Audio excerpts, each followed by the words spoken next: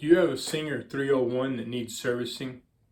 Hi, I'm Richard with Sewing Machine Tips and Tricks. Today we're going to service this Singer 301A and make a couple of small repairs. As well, we're going to service the motor, and I'm going to show you how to do that. Very interesting. First of all, do you know where your serial number is? When we start to work on this, I'm going to show you where to find the serial number if you don't know. And I've got some interesting information for you on that, and we'll get to that in a minute. First of all, if you need the user's manual, the adjuster's manual, or a parts guide, sorry about that, I will have a link in the description. You can click on that and I will give you all three of those. As well, I'm going to give you a little bit more information. The serial number on this one starts with NA, and it was actually built in the Anderson factory. If you don't know what I'm talking about, there's a lot of information that was lost from the Anderson factory. And even Singer didn't have it, and they've been giving people the wrong information for many years. This one was this lot was started building in 1953. For many years they thought that they were all built in 1951, and they weren't. And what's really interesting about that is because in the Anderson factory, where the records were lost, there were 1,000 Centennial limited editions made there, and there were 9,000 anniversary limited editions made there. There was very little to no advertising done on either one of those, and so very few people even knew they existed. Today, only a small portion of those have been found. And each one of them have their own special type badge on it, and of course the serial numbers. I will have some information when you click on that link to get those manuals. I'll have some other information that I send you as well. So if you're unfamiliar with what I'm talking about, I'm not going to go through the whole thing. There is a ton of information to read about there, a lot. It's really cool. You can read about that. You can check your serial numbers. You can see if you have one of those limited editions. They could actually be quite valuable, especially if they're in as good a condition as this one's in. So anyway, if you want that information, if you want any or all of those manuals, click on the link below, and I will get that information to you. You'll just need to put your name and email in, and I will send that over to you. And with that, we are going to get started, and I'm going to show you exactly how to service this. All right, so inside this vintage sewing machine case is the Singer 301. This case was not designed for this 301, but it does fit in there nicely. It doesn't, the machine won't hook to the case, so the machine will move around in there, but as you'll see here in just a minute, it does fit in here very nicely. So we'll take this off and just set this over here to the side. As you can see, it does fit in there very nicely, so it does make a really good carrying case. Again, the machine, it wasn't designed for this machine, so it won't actually, you can't actually screw it onto it or lock it in, but it is a nice carrying case to protect the machine in. So we've got several things that we're going to do with this. I'll go over it in just a second. What all we're going to do, let's get the bottom off of it. excuse me, before I go over what we're going to do to this machine, I want to show you where the serial number is. Many of you probably already know it, but right here is a serial number. And so you can use this number right here to look your machine up and see when and where it was made. I done a cursory search on IceMax and I did not find anything. I had to use another app for finding the information, and I'll put a link down there I'll put a link to it in the description below, because there's some very interesting information on this machine that most people don't know. This particular machine it starts with NA, and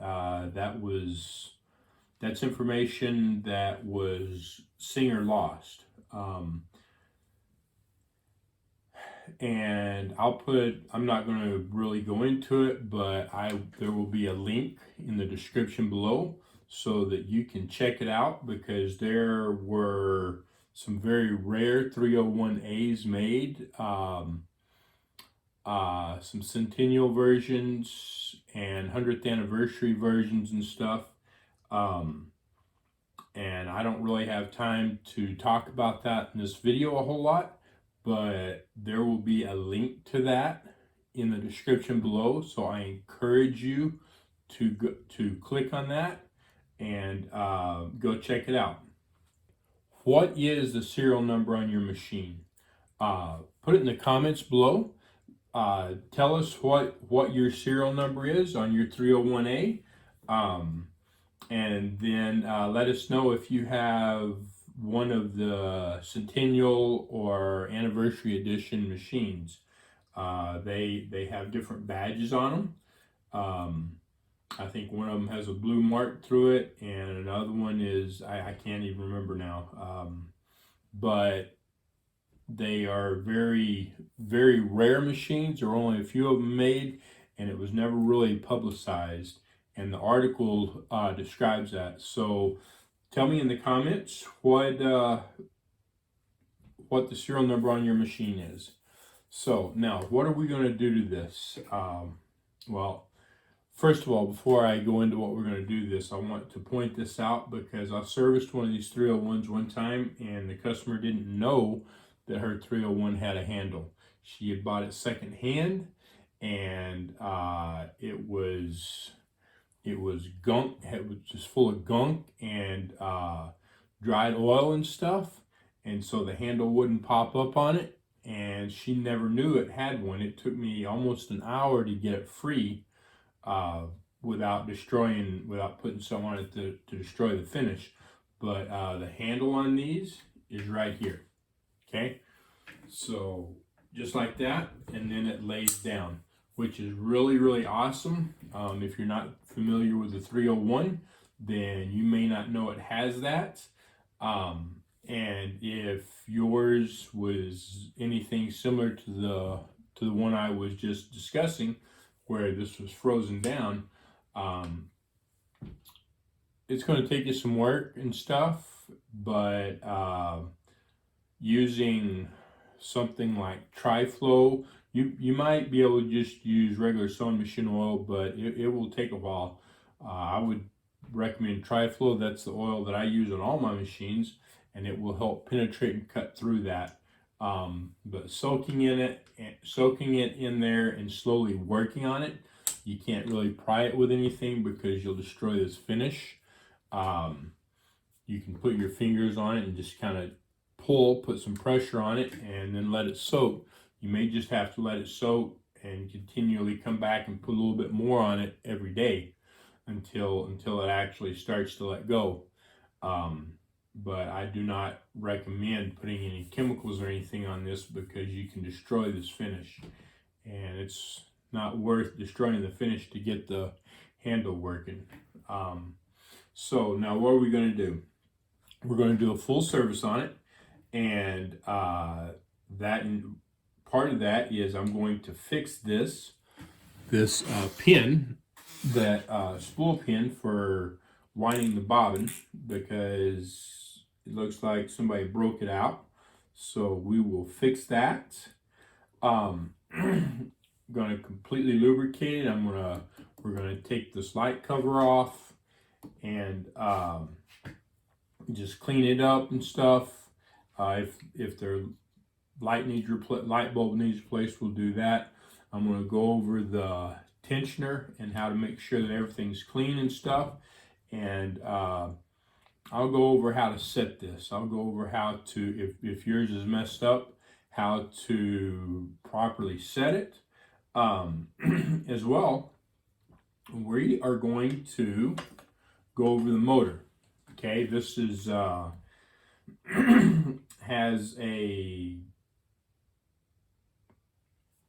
it doesn't have a belt. It has a gear-driven motor. It's totally enclosed, and it goes from the bottom of the machine up to right about here, the top of the machine where the gear comes out. And we're going to go over that. We're going to pull the motor out and pull the motor apart and go over some stuff on it. All right. And honestly, if you have one of these machines that has this type motor, and there's quite a few of them, the 600 series, a lot of the 600 series, like Touch and Sew and others, had this motor, as well as 700 series and a few others had this style motor. And to my knowledge, the motors are no longer available. So if something happens to it, you might be out of luck on that. But each time you service it, you should pull the motor out and do a service on the motor to help maintain and preserve the motor, right? So that it doesn't, so you don't lose it, especially since they're not available anymore. Anyway, so with that being said, we're going to get started. All right, so first things first, we're going to pull the top off, and that takes just a regular straight flathead screwdriver. Now, a full service like this, I would recommend doing it once a year, and then regular oiling. If you use your machine weekly, then you should do regular oiling on it weekly. I'm going to show you something here. If you look right here, you can see these little holes right here with felts on. Well, this one doesn't have a felt, but these others do.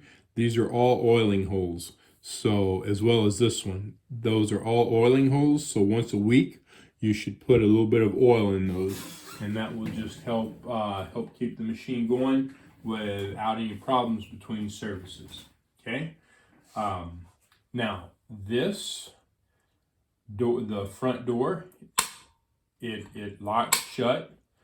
But when you open it and the top is off, it will come right off. You just lift up and out. So when you pull the top off of it, I highly recommend that you take that out so that you don't lose them, so you can't talk, so that it doesn't fall off. Because the next thing we're going to do is turn it over and take the bottom off.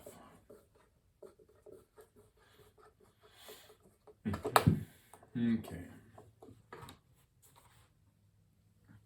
All right. You need to have something to put your screws and such in. I just use a coffee can. We're going to replace these feet on this as well. I'm going to talk about the hook assembly on this because it is a very unique hook assembly. It's the same hook assembly that featherweights have. In fact, this machine, some people call this machine the big brother of the featherweight because there are similarities. There are quite a few similarities. And I'm going to take this little bed extension off so that it doesn't continue to flap back and forth. And as well, we're going to want to see the hook. In fact, maybe we will do that right now. I want to show you how this works because it is completely different than most other machines. Like I say, it's the same as a featherweight, and they are, again, completely different. So, all right, and there we go. To take these off, you just take the 2 screws out, as I've done. And they're 2 totally different screws.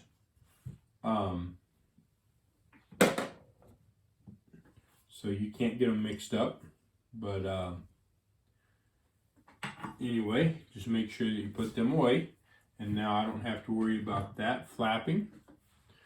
Let's take a look at this hook. Well, you know what? We're going to take the foot off so it's out of the way. Now we will start. Let's start by pulling this out, the bobbin and bobbin case. And again, since it is a very special type hook, it takes a very special type bobbin case and a very special type bobbin. There are very few machines that this will fit in. The Singer 301A, Singer 301, the featherweight, and I believe that, I don't know if the bobbin case won't, but the bobbin itself, there's a few Berninas.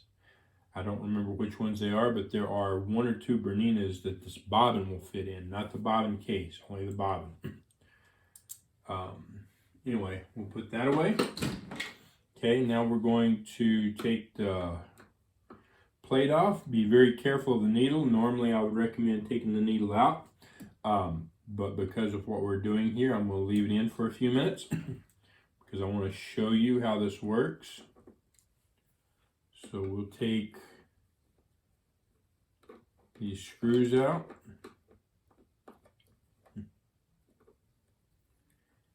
And get this plate off.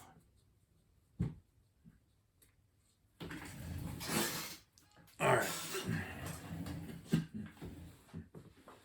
Pull that up. Now, a couple of things here. Whoo, that's dirty. You see this? You see how this is made? Okay, just like this. With this little slot here. On any machine, the bobbin case has to sit still while the hook turns around it. Okay? So there's several different names for this little piece inside here. I call it the inner bobbin case. And you can see, let's see.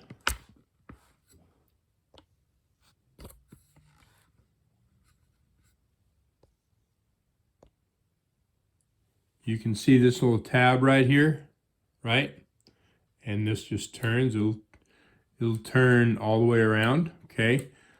This does not turn while it's sewing. If this turns while it's sewing, you have a problem. In fact, it won't sew, but it will break a needle. So that little tab, when you put this back in place, okay, if you take this plate off, that little tab goes right here. Most of you probably know that if you've had a Singer 301 for very long, but I'm sure that there's a few people who are new to the 301 and they're not real familiar about this. So it's real simple. You know, you make sure that tab's up.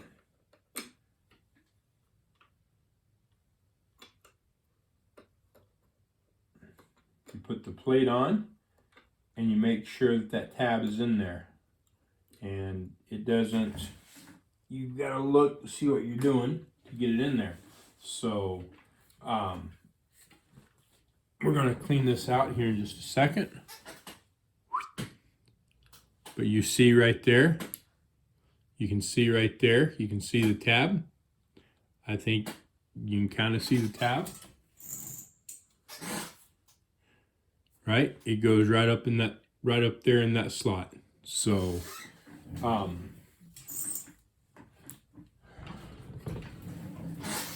let's zoom this back out, like so. All right, and we're gonna take this apart. Now there's something else about this. I'm going to clean this off, and then we're going to discuss it. Because this, again, this is a major part of how different it is. And if you don't understand this, you won't get this machine to sew. In fact, you'll think it's broke when actually it's just you don't understand the machine, which is not a hit on you. It's just the Singer made them very, very, very unique. So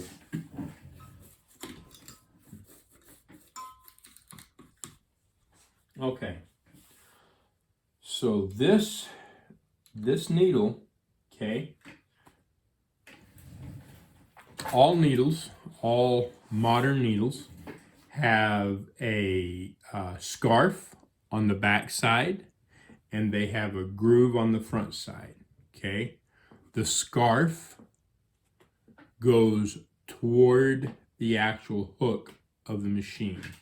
In other words, that small hook passes through the scarf. So let's see if I can show you what I'm talking about. Now this, what's so different about this is this needle turns completely different. The scarf turns this way, okay? And the machine threads this way, all right? If you try to thread this machine this way, what will happen is the hook will yank the thread out of the needle every time, okay? It threads this way. If it will, you might break your needle on some of these because the hook may hit the needle and break it, okay? So let's take a look here. Okay, you can see the scarf of the needle right there, that small little cutout. See if I can turn it. I'll turn it around a little bit like this so you can see it. If you will grab your own needle and you will look at it, you will see that. And you can see right there that that scarf is just slightly above the eye. That scarf is and always will be the back of your needle. I'm going to say that again. That scarf is and always will be the back of your needle. I don't care what machine you're sewing on. That scarf is and will be the back of your needle. Okay? So let's look at the other side of the needle if we can. You can kind of see a groove right there. Okay? That groove is and always will be the front of your needle. Again, that groove will and always is and always will be the front of your needle. Okay? Now, I'll pull it out and show that to you here in just a bit. Now let's take a look here. I want you to notice that that tab's moving, okay? Which is, when you're sewing, is a bad idea because you will break your needle. Now, it just so happens that everything is coming right into place as it should. You see the hook coming around, right? And right there. Okay, you see the hook coming into the scarf of the needle. All right, the scarf faces the hook. Does that make sense? So right there, that's your hook. That's the actual tip of the hook, all right? And right here is the scarf of the needle. And it comes right in. Now, I'm going to tell you that hook may be, possibly, we'll find out when we go to sew with it, it may be a little bit too far away from that needle. Normally it's closer, it's like right up to it, but honestly, if it makes a stitch, then I'm going to leave it, okay? If it doesn't, then we will make some adjustments. So, but we'll see. Anyway, when checking your timing on one of these. See if I can. Okay, your needle comes down, starts back up, just barely, and the hook goes through the scarf. So, and the timing on these, it's you almost can't get them out of time. You almost can't get these out of time because the way they're made, it's almost impossible to do so. All right, so we will go on with this. I hope you're understanding what I'm saying. Let me know in the comments. Let me know if you understand what I'm saying, if I'm being clear in this. Sometimes I'm not sure that I'm 100% clear, so let me know. Let me know if what I'm saying is clear. All right? Okay, the next thing that we're going to talk about is the tension assembly on this, and it's very similar to a lot of the tension assemblies or to many of the tension assemblies on older machines, on vintage machines, so especially the Singers. So let's discuss that and how it works. First of all, I think as you can see here, there's a lot of lint. There's more on here, I think, than what you can see. Lint in a tension assembly can cause you a lot of problems. You can lose your tension because of lint. So let's move this out of our way. Be very careful. I don't want to mess up the finish here. All right, so I'm going to pull this little thread guide off, get it out of the way. There we go.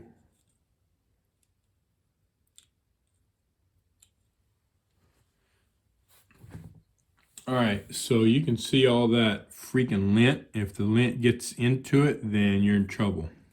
Okay, so let's get that off there.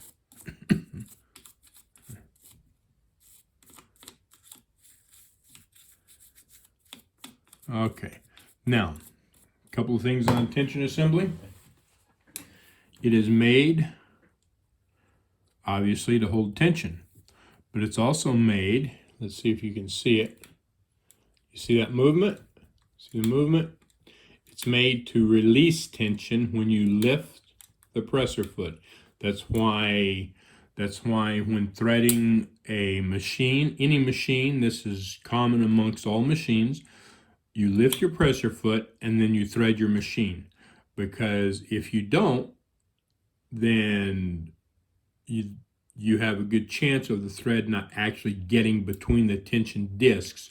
And instead, if at most, we'll just ride on the outside of the tension disc, which means you'll have no tension, which means that your machine's not going to sew properly. Okay, so lift your foot to thread your machine. When you lift it, make sure that the tension comes off your make sure the tension comes off of the pressure comes off your tension discs, okay? If I can talk. So it should move just like that. When you lift your presser foot, your tension disc should move. I've got that sitting on like 7, right? So when you put it down, you can see that tension. You lift it, tension's off. That's exactly how it should be. Let me know in the comments if you have problems with your tensioner on your machine. And if need be, I can make a video on it, all right, on how to repair this. But let me know if you have problems with the tensioner or if it works correctly. So in other words, let me know in the comments if your tensioner is working or not. Now, so far as getting the right tension, let's because it's common that these things get out of whack real easy. before I'm going to take this apart and then show you how. And I want to show you I've got the presser foot down, okay, because I want tension on it. And when you're setting this, that's exactly what you want, all right? Do I have any tension on it? I have a little bit. And that is what you want. You want a little bit. That's it. In other words, I put my screwdriver in there and the spring pushes the tension discs back together just a little bit, just enough so that they're touching. That's all you want, okay? If you don't get this set right, then you're not going to have proper tension at any other time when you're sewing. So, number one, how do you take this apart and how do you set this tension? So, if you push this in, you can unscrew this, okay, and it just comes right off. Now, this is exactly how this comes apart. This is your numbered piece, and it's also what this is your numbered piece, and it's also what determines how much tension you've got. I want you to take notice of this little piece right here that sticks out, and notice where it's at in relation to the numbers. Very important. Okay, if I can keep it inside the camera, looks like it's between like 1 and 0. All right, is that right? Let's try to. Yeah, it looks like it's actually pretty close to 0. And I say this because some machines, that little piece will be down around 6. Okay, so, and that's very important to know because that determines which way this piece goes. It determines whether this piece turns down or up. Okay, that this piece right here is designed to stop the tensioner. I want you to take notice that it has a small bend in it, and that bend goes in to the machine like that. All right. If you do it this way, it will not work properly. You'll have all kinds of problems turning it. Okay. You'll have a lot of issues. And so this is the next piece that comes off. Then you have your spring. Okay. Then you have this inside piece that puts the pressure on your tension discs, and this little center piece right here, this is why it allows it to actually take the tension off of your discs. You can see where the paint's gone and it's got a little indentation there. There's a small rod, and when you lift the presser foot, that rod pushes on this, which pushes the spring out, and takes the tension off. Okay, I'm not gonna. Well, why not?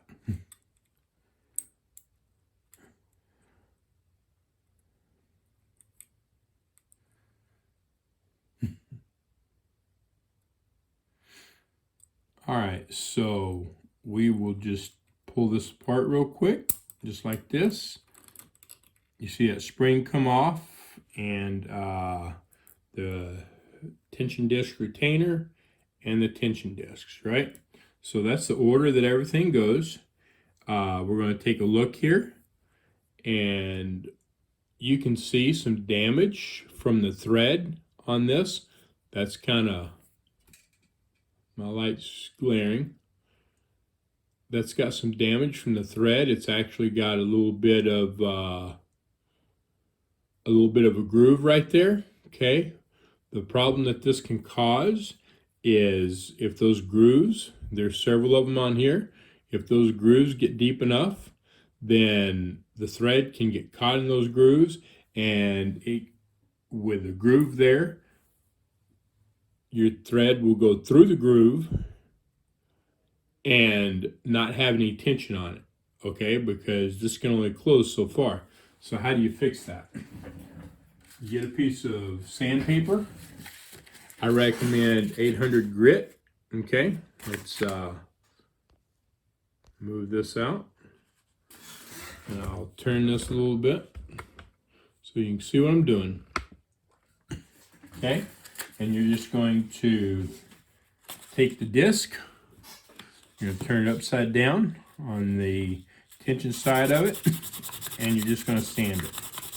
Again, 800 grit, no higher, because if you make this surface too rough, you'll destroy your thread as it goes through there. Okay, so you don't want a low grit sandpaper. You want a higher grit. You can use higher than this. You can use 1,000 or 5,000, but if you have really bad grooves, it may take you a couple hours to clean your discs up.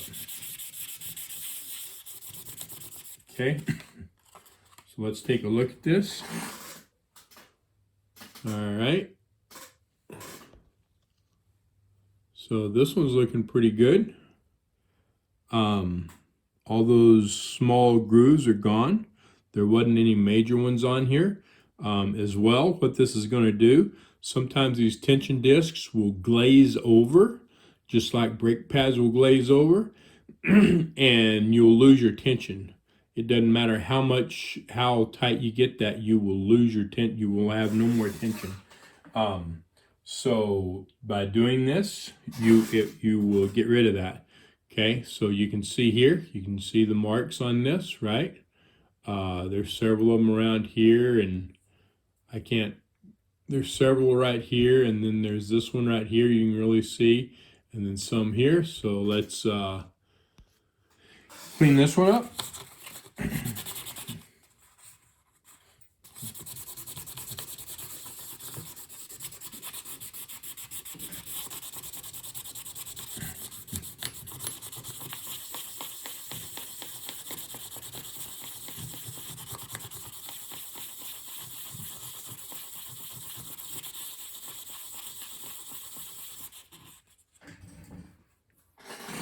Yeah, let's see what it looks like. It's looking okay, but I can still see a little bit in there. I don't know if you can see it in the camera or not, but I can see a little bit, so I'm gonna clean it up some more.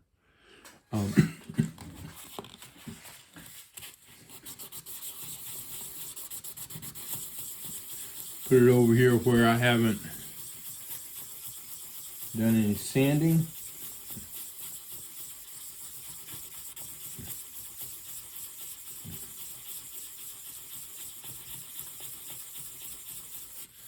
And you see the discolorization, how it's cleaning it up, taking some of the stuff off of it.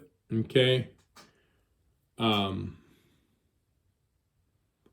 All right, so that's looking pretty good, right? Got rid of all those little grooves and stuff, and anything else that was on there, any of the glazing that may have been on there. So that's good to go. All right, now we're going to put it back together. So now, the spring, all of this is very important. The first thing I'm going to do is get all this off, right? And I'm going to show you how to put this back together right now. And then I'm going to take it back off because I want to do some cleaning under this later on. And I want to clean all this yellow stuff up. I'll show you how to do that later on. Okay, so in order to put this back together, if yours doesn't need cleaning, you can see that little tab in there, in that spring, right, that sticks in. All right, so it fits in one of these little grooves. Okay, and you want the spring to set it here, but you want tension so that it pulls down hard. So we're going to take both the tension discs, put them face to face like this.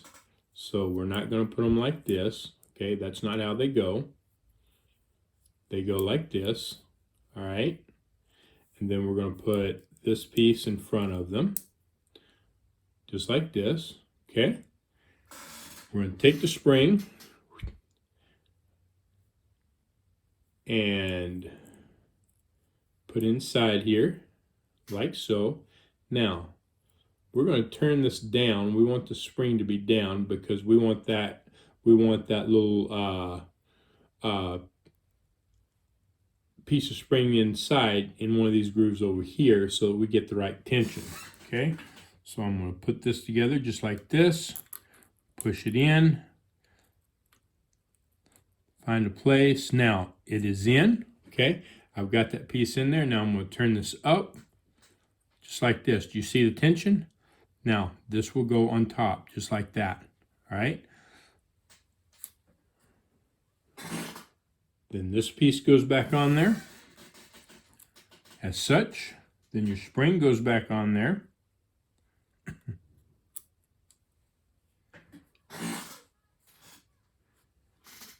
Then this piece goes up. Okay, that goes up with the curve to the inside. Okay. Now, you're going to take this. You're going to keep in mind that this turns this way. All right, very important to understand that. So that little tab inside here, all right, wherever it is, that little tab that we pointed out a while ago, if I can get some light on it right here, that is on about 0, we're going to put it on the right side, okay? It goes on the right side of that piece. Now see, I've got it on the wrong side. I've got it on the left, and so when I try to turn this, it won't turn. So I'm going to pull it back off, turn it. Now we got to make sure, I'm going to put some pressure on this. Okay, there. Now it won't turn to the left. That's exactly what I want. All right, that's very important. If it's not setting like that, it will not work right. Now I'm going to push that in a ways, and I'm going to get this started. If by chance this thing like strips, you turn it and turn it and turn it and it doesn't go on, that's because these have squished together. You've got to be very careful. You want to take all this off, and you're going to take a screwdriver and put in here and just slightly bend it out. If you get crazy with it, you will break this, but everything needs to be off. Do not do that with all this crap on here. With all the tension discs and stuff on there, you'll mess it up, okay? If you want me to explain that further in another video, let me know. So, all right, so I got that on a little ways. That pin went in that hole, okay, and we're going to see what kind of tension we got. I think we got a little bit more than what I want, so I'm going to push that back in. We'll turn that out to the next less hole. Now, this is down, pressure foot's down, so I'm not releasing tension, okay? And it just barely, it has just enough tension right there, okay, that it will close the tension disc. Well, they do. They move a little bit. They move more than I want them to. So we're going to take it back. We're going to go back to that hole. Okay, we got to find that hole and get that pin inside that hole.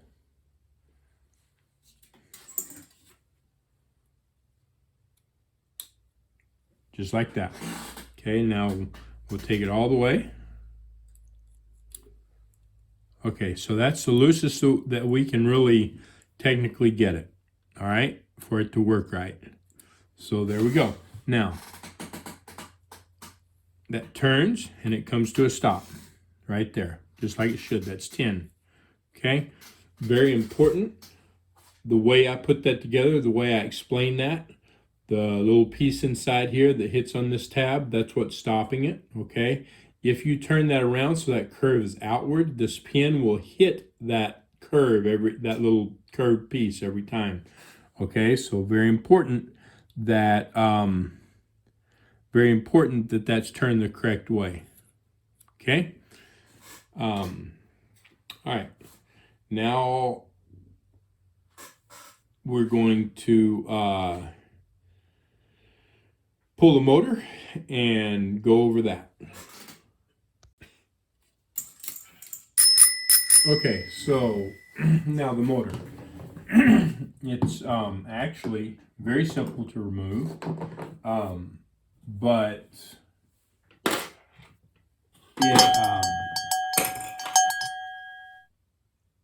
it can be deceiving because it can get stuck in there, and many of these will get stuck in there over the years because they've never been removed.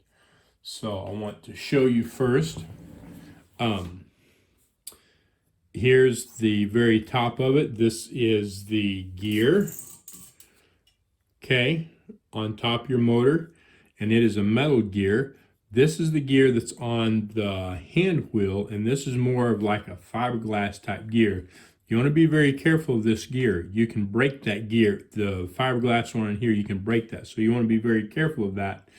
This one's very tough, but I mean, you don't want to get crazy with it. I'm going to show you how to remove this safely without destroying anything if it's stuck, okay? So, first things first, turn it over. All right, and your motor's right here. Okay, that's your motor. This is a lubricating port for it where you put a little bit of oil, and we're going to do that later. This is your electrical. This has to be removed. Okay, and so take your screwdriver.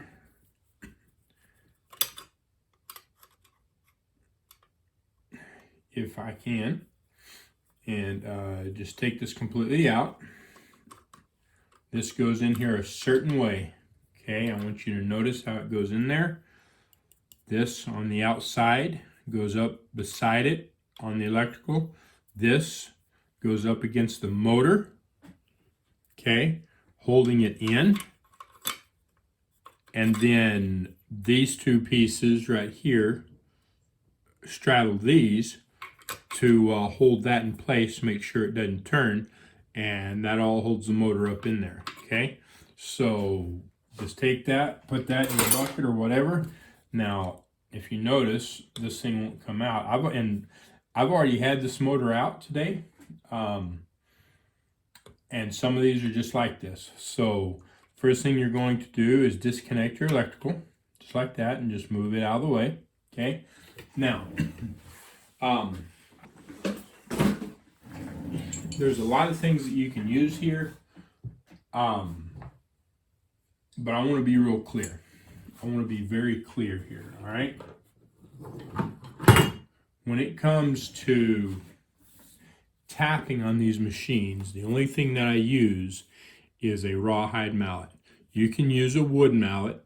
I don't suggest that you use anything other than rawhide or wood.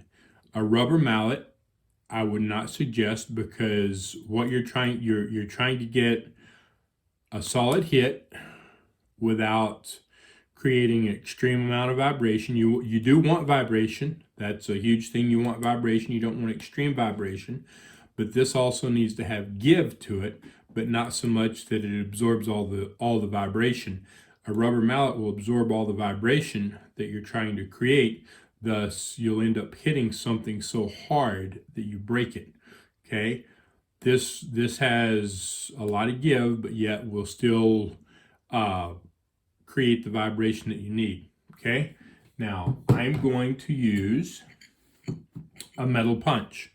All right, if you have another piece of wood that will fit in here and do this, that's just fine. That will work just fine with this. You need to be very careful when using any type of metal punch, because again, you can destroy stuff, but I'm not going to be hitting. The metal punch is not going to be hitting the machine it's going to be stationary on it, and the rawhide mallet is going to hit the punch. Okay, so here we go. How do we get this out? Okay, I'll turn this around, and you notice that the very top of this right here, okay, let me see if I can find something to hold this up. Use my flashlight maybe, if that will work. Not very well. Okay. Yeah, I think that'll work. All right, I'm going to put the punch on here just like this. Okay, I highly suggest that you lay this flat to do this. I'm doing this for the camera purposes. I've already had this out. If I hadn't had this out, I would have to hit this much harder, and it really needs to be laying flat to do this. Okay. Now I'm going to put that on there. I'm going to be very careful because I don't want to hit this. I don't want to hit this gear right here because it will break it. Okay. Put this on here, and I'm just going to tap it.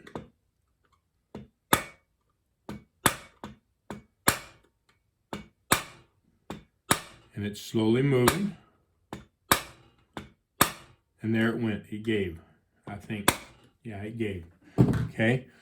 You need to be very careful with that. Now, this one, when I first removed it, had to be hit pretty hard to get it to move out because it was really stuck. And so you want to be very careful with that. You don't want to just rear back and hit it as hard as you can because you'll break something. You just want to give it slight taps like that. The taps need to be just hard enough to cause it to start moving. That's it. That's it. Okay. Now, even with this, it doesn't want to come out. There we go. I just pushed it with my finger. And now, well, I'm caught on something. There we go. All right, so we'll move the machine as we don't need the machine right now. Well, we will discuss this. Okay. All right. So this is the entire motor. There's nothing in here, just a shaft. Okay. This now some of these have a bushing, and the ones that have a bushing, all you have to do is just put a little oil on it, and that's it. But a great number of these motors, just like this one, have an enclosed bearing. Okay, and I highly suggest that you put a little oil on top of this and turn it. Not a whole lot. You don't want a whole lot of oil in it because these have grease in them, and the oil will go in one side and out the other and take the grease with it. But over the years, that grease will dry up. Now, how do you know whether it's dried up or not? When it dries up, when you turn this, you'll feel it. It will feel very like grainy, or you'll just feel like it's hitting stuff in there as it turns. There's ball bearings in there that go around, and you'll feel it, just like ding, ding, ding, ding, ding, ding, just real slightly. If it's not all dried up and messed up, or it doesn't have a lot of dirt in it, then when you turn this, it'll feel very smooth. I think you can hear that. Okay, so that sounds good. Sounds just like it should. Sounds really, really good. But I want to make sure that the grease that's in there does not dry up. So I'm going to take and I'm going to put a little bit of oil on this. Okay, I want to make sure I get enough there that's going to soak in, but I don't want so much it's just going to go through the other side. Okay, and there it is. It soaked right in. As soon as I turned it, it soaked right in. Okay, that's all I want. That little bit helped it to feel better and even sound better. Okay, you don't want a whole lot. Seriously, you don't want a whole lot because it will take that grease and pull it out this other side. Okay. You just want the grease to stay moist. That's it. So now let's go on. This end, we're going to finish oiling. This end has a bushing. Okay, there's no bearings, it's a bushing. So how do you oil this end? There's a felt there, and you just put some oil on it, just like that. Okay, it'll soak in. That's all that's needed right there. Just a little bit of oil, and that's kind of slowly taking it in right there. That's it. That's all you need. Anytime you pull that bottom off, I would suggest putting a drop or two of oil in there, okay? That will help to make sure that it stays wet.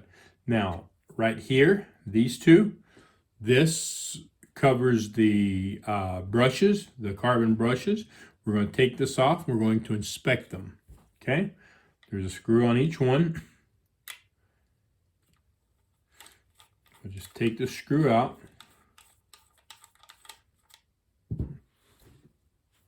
Take the screw out, pull that piece out. Okay, and then we're going to do the other side here.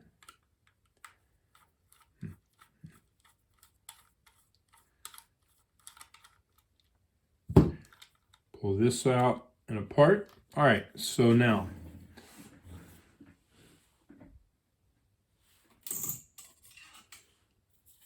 right here, these are the carbon brush holders right there and right there.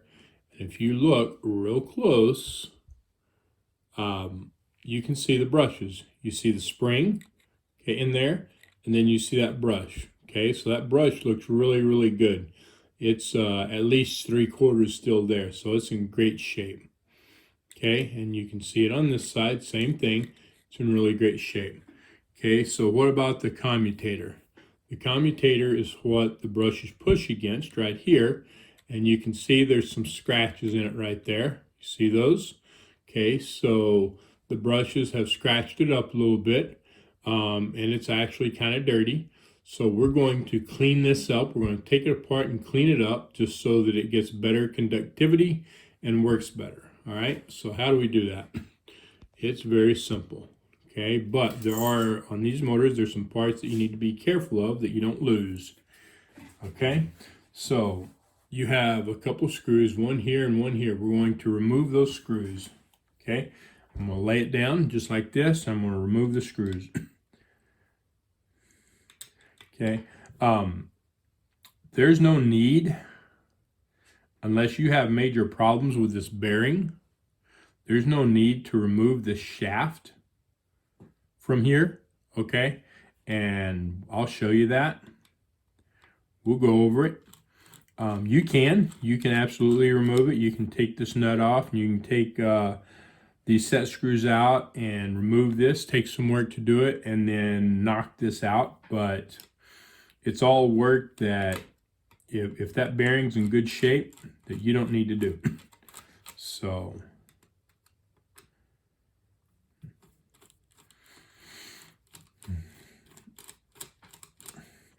about the only time that you'd have to do that is if you have to replace those bearings. Now, I undone those screws. You notice these two nuts that came out, okay?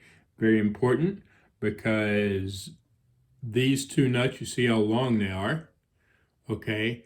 One side holds the screw that holds this together. The other side holds the screw that holds the cover to the brushes on. All right, so we remove that. Now, we're just going to slowly pull this up, or actually, you know what? We're not, because I forgot to do something. All right, we are going to remove the brushes first. So we're going to remove these brushes and brush holders. I'm just going to take a screwdriver and see if we can get a better shot in here. Okay. I'm just going to put it under here, and I'm going to raise this up just like this. Okay. And as I do that, that's going to come apart. Let me get there we go, it came out. It's got the spring in there. You want to be very careful with it, because that spring will send stuff flying, okay? So there it is. Just set it to the side. Now we're going to do the other side. Okay. You don't want stuff flying. That's why I've got my thumb on here. That's why I'm being very careful with it. Okay. You can bring that up. Then you can get a pair of needle nose pliers. Grab it. Don't squeeze it because you'll crush it. Pull that out. Okay. And there we go. All right. So now, remove these bolts. That one doesn't want to come out. Okay, that's no big deal. All right, we're going to gently pull this apart. Now there's some other stuff here that we want to be careful with. You notice the wires. These wires just kind of pop up and out like that. If they don't come apart, you can do that. Just pop them up and out. I'll show you how to put it all back together. All right. Notice all the dirt and crap in there. We're going to clean that up. We're going to clean that out. Now, very important, this piece of cardboard. Okay, this is an insulator. It insulates between these electrodes and the metal. Do not lose this. Do not lose this. Do not lose this. The other part is this little piece of metal right here. This little piece of metal right here. If you've ever pulled one of these apart, you've seen it. Do you see that little groove, that little hole right there? Whoop. Don't drop it like that. Okay. This thing just goes right in there just like that. Okay, very important. Don't lose it. It goes in there. It helps to add pressure and hold everything in place. Okay? Be very careful of those two. Do not lose them. They're both very important and you need them. Okay, now, nothing else is going to come apart. This won't come out because this is on here. We don't need it to come out. All right? But I do want this bolt to come out of my way. Now, take the wires, get them out of your way, and you notice all this crap on here. Okay, so we're gonna, first thing we're gonna do is we're gonna clean this up. So I'm gonna get a rag and some other stuff, and we're gonna clean this.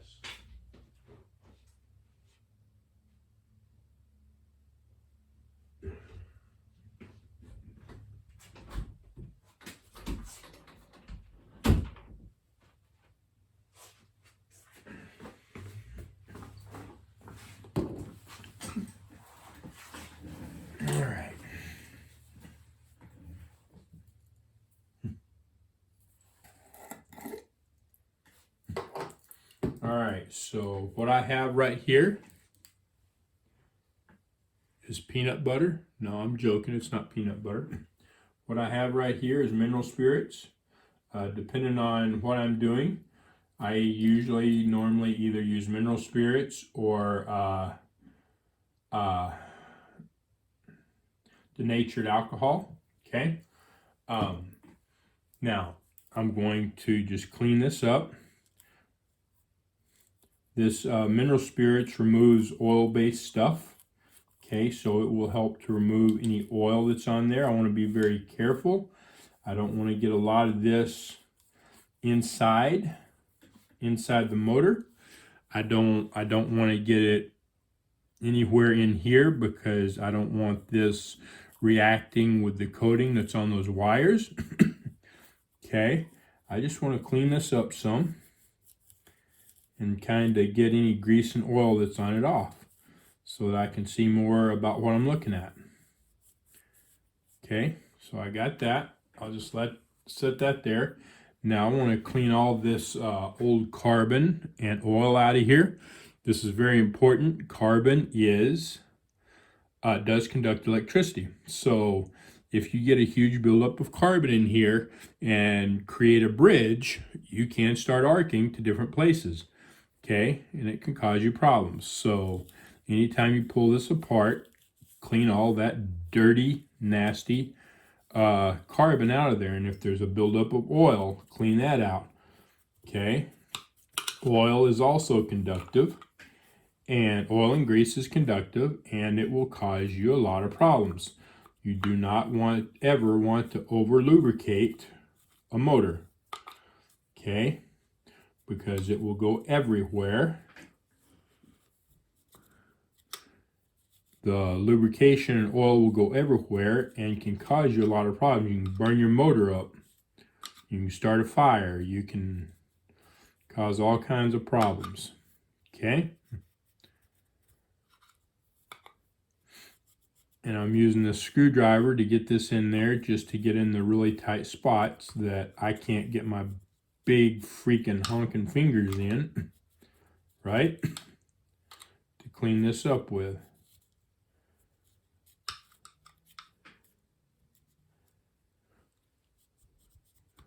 Just make sure that you get it cleaned up really good. Get as much carbon and stuff out of it, and if there's oil or grease or whatever, get it all out. Be real careful. Don't put a lot of pressure on it, because this is a Bakelite plastic and you can break it. Okay, we're not looking to break anything, we're looking to fix it.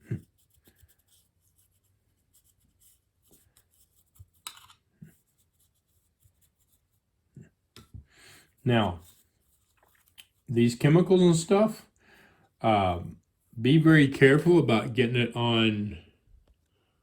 Be very careful about getting the chemicals and stuff on your machine, because you can destroy your finishes, all right? And I just got a call, so I need to go see what that's about. I'll be back.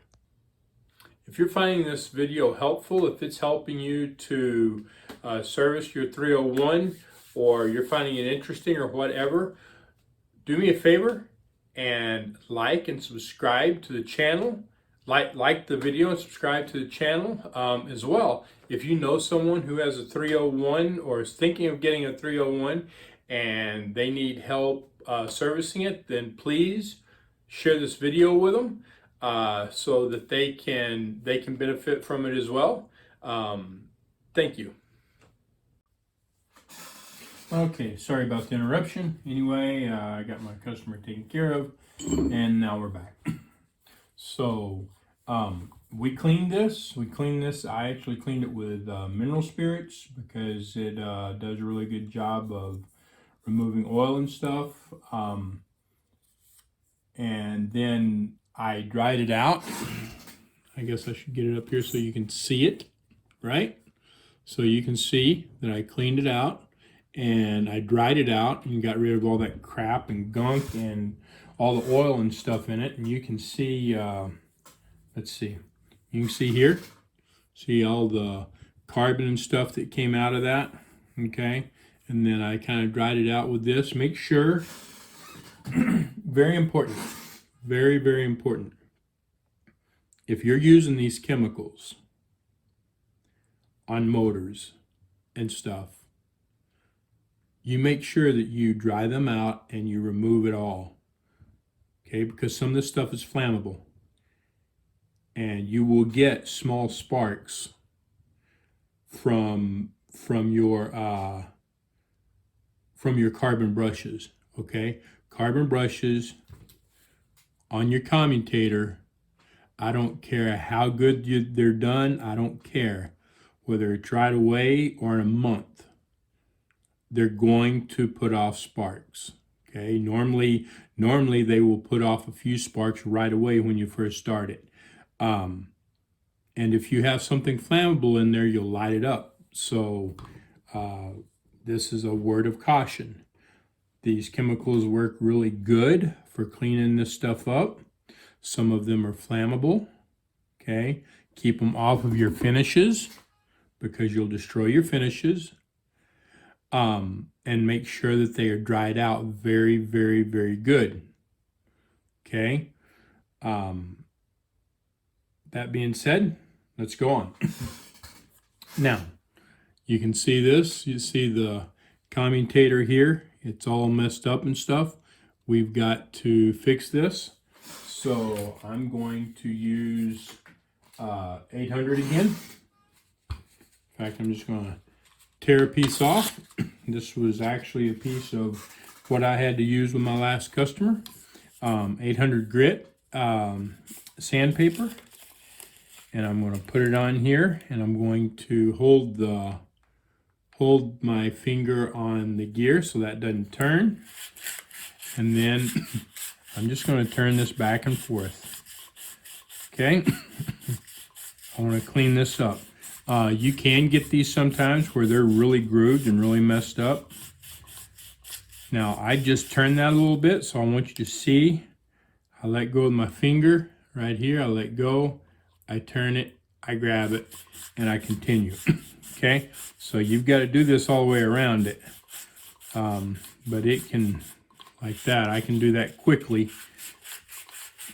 and easily, and you may not catch it. So I just want to make sure that you caught that. That you've got to get all the way around this, and you can easily turn it. Okay, now keep your sandpaper off of all this, everything else down here. All we need to do is clean up this commutator, and you can see the copper coming off of it. All right. The main thing that we want to do is just clean most of the, get all the crap out of it, all the carbon buildup off of it, and get most of those grooves out of it. The more grooves you can get out of it, the better. Okay? The better conductive surface that you'll have, and the less problems you'll have, the less sparks you'll have, all of that. So just keep on going till you get it cleaned up really good. Okay, and this is looking okay. It's not the best. I'm gonna go a little bit more with it. I want to clean it up some more.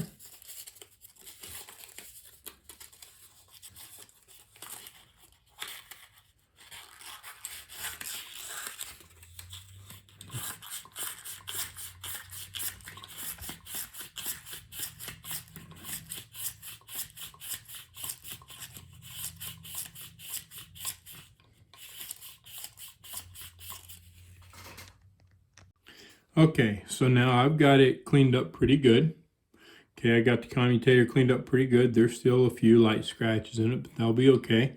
The big thing is in between these pieces of copper, okay, is insulators, and they insulate from one another because each one of these goes to its own separate coil of wires. And so what we don't want is we don't want them shorting out. Okay, so now you can see all the copper in here, okay, that is sitting on that insulator. You can see it there, you can see it there. Okay, this has got to come out. So you want to take something flat like this. You can take the tip of a screwdriver. You can take a utility knife. You've got to take your time. You want to be careful not to put any more scratches in this surface, okay? Otherwise you'll need to clean it up again. And you're just going to take this and you're going to clean this out, because you don't want those shorting out. So I'm going to show you here. You have to take your time, and you got to do every one of them. Okay, so it takes a little bit of time, and just go in between them, just like that.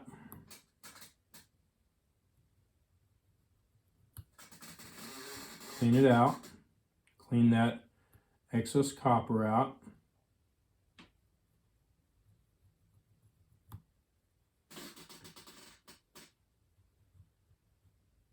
Being careful not to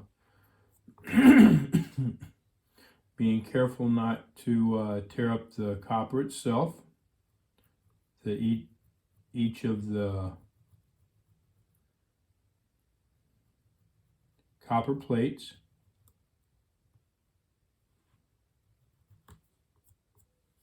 Okay, if you want to use a knife, you can use a knife on it, just real carefully.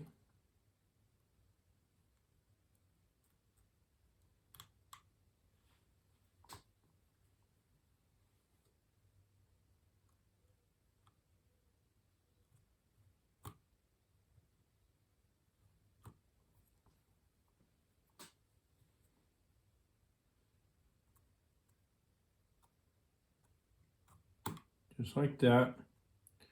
Just getting that excess copper out of there.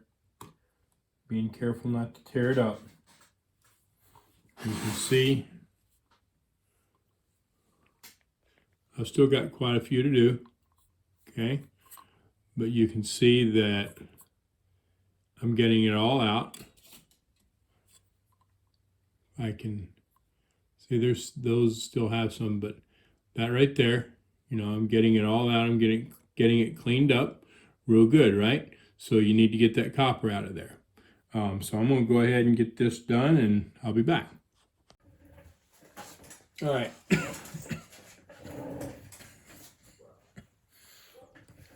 All right, so I've got this all cleaned up, and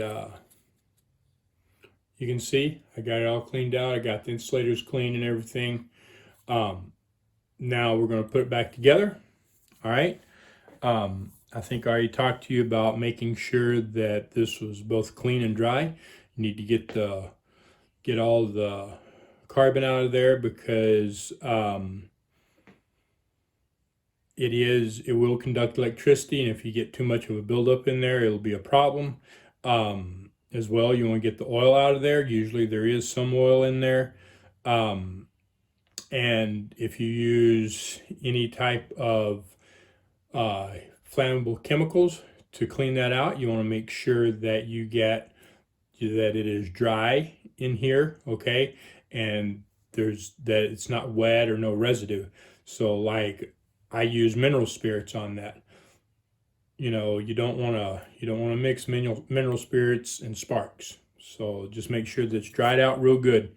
Even if you need to dry it out and let it set for 24 hours or whatever, just make dang sure that it's dried out if you use anything like that. All right, now we got to put this back together. So this can get a little hairy. Some of these are easier than others. This one's a little more difficult. The first thing I'm going to do is, all right, we already put oil in here, right? But I want to make sure as I'm putting this back together that there's oil in this bushing. So I'm going to put just a little bit of oil in there, just like that. Okay, get it in there.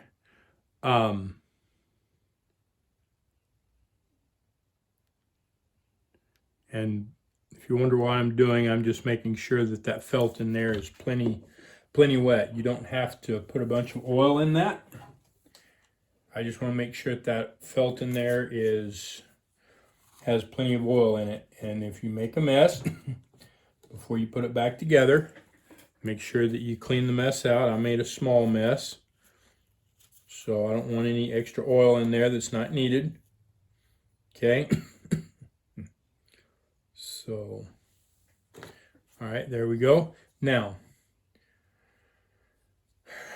so these two wires go all the way through to either side. It doesn't matter what side. I mean, obviously this one's not going to go over here. This one will be on this side. This one will be on this side, right? So they do have their places, but it comes all the way through to make the connection for the carbon brushes. All right, now this piece, remember we talked about it, we're going to put it in place. Now we need to be very careful, because if we turn this upside down, it'll fall out, see? So we have to be very careful of that. We're going to put that in there. I'm just going to leave this set up like this.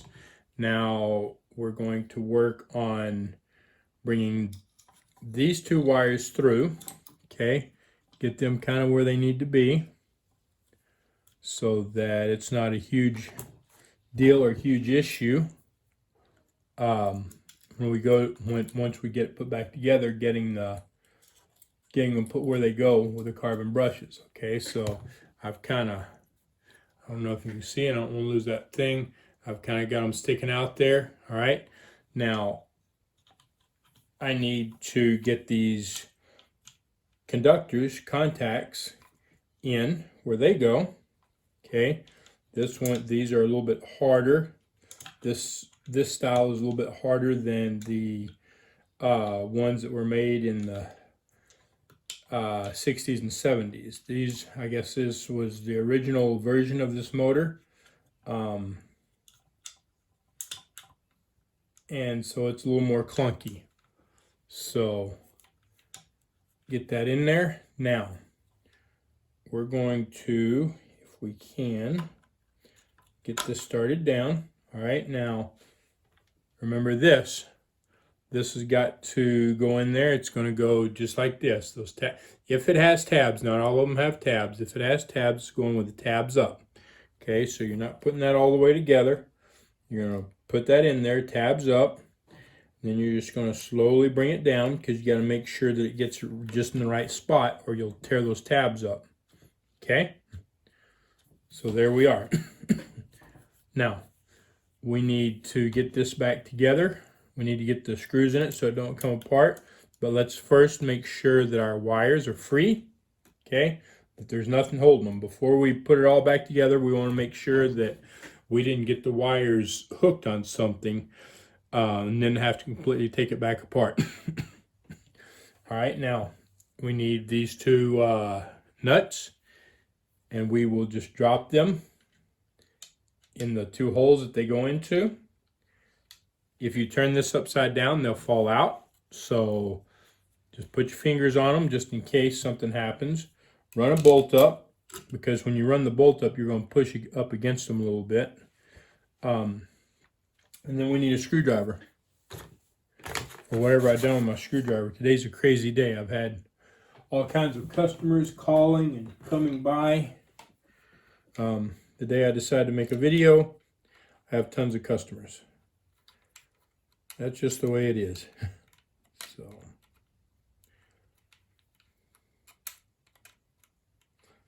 all right, that screwdriver is just way too big. Look at this tiny one. All right. All right, we got that one run up. Now it's not going to come apart. Put this one in. And get it run up.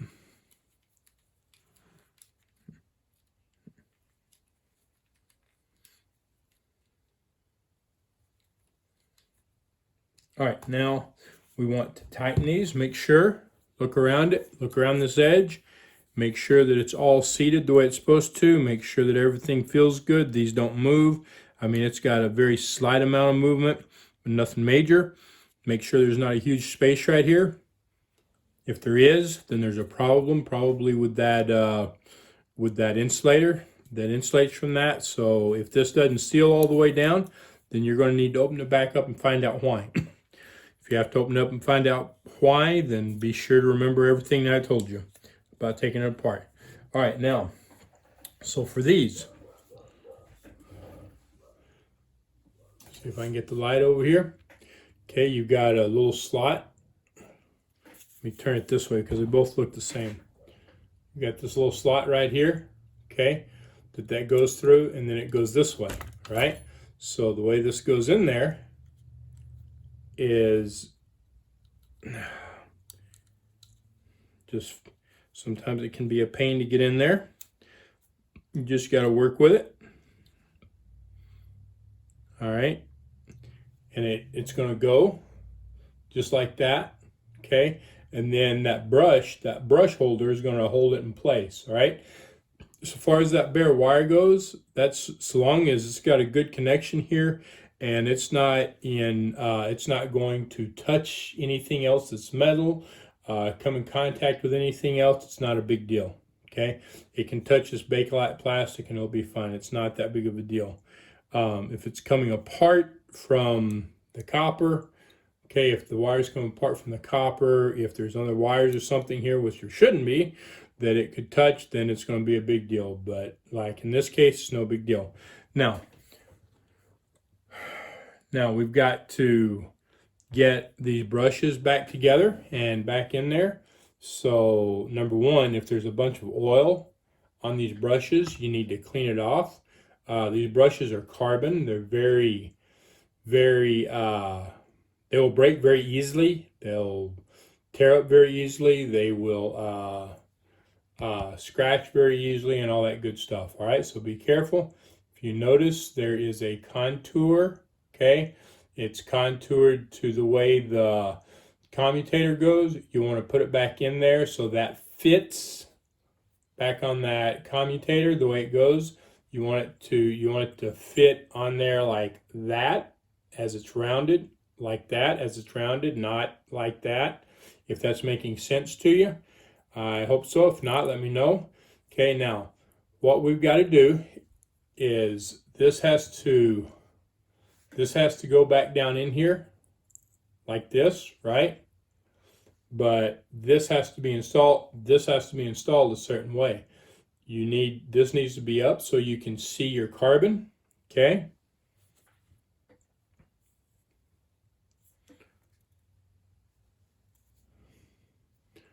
Do you see how this side is inset a little bit and this side isn't? Okay.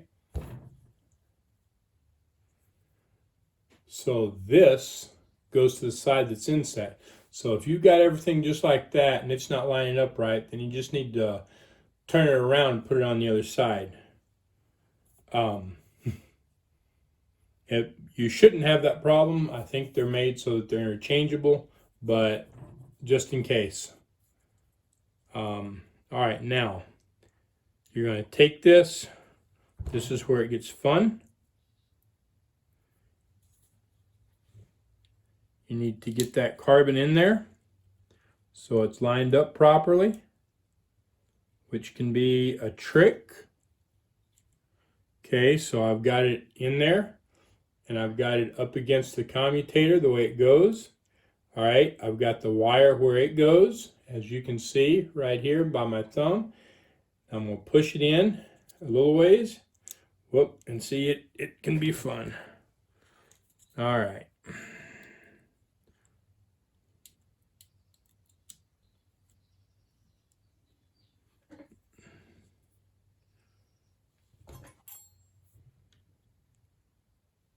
Okay.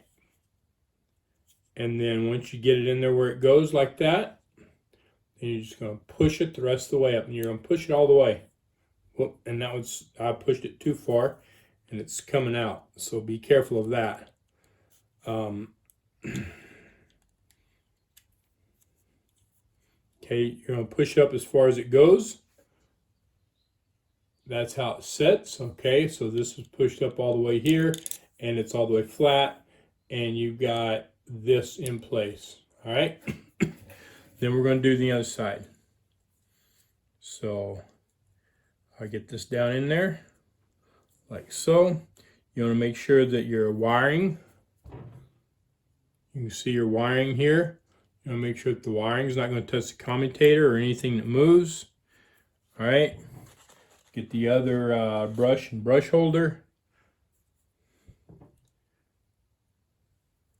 Do you see how when I picked it up it's turned wrong? This is the top side and it's turned wrong. So you want to make sure that you have it turned correctly. Okay. And then we're going to put this one in. So get this back down there where it goes. I'm going to push it right up against the commutator, the brush. Push this in. Make sure that that brush is lined up properly. There we go. And push it in. Okay. And there's enough tension there that that everything, once it's in there, it holds it all in place. Just make sure you get it in there. Now we're going to turn it. You can hear it makes a little bit more noise than it did. And that's just because the brushes haven't completely seated now. but they will. They will seat back down after a few minutes of running. So let's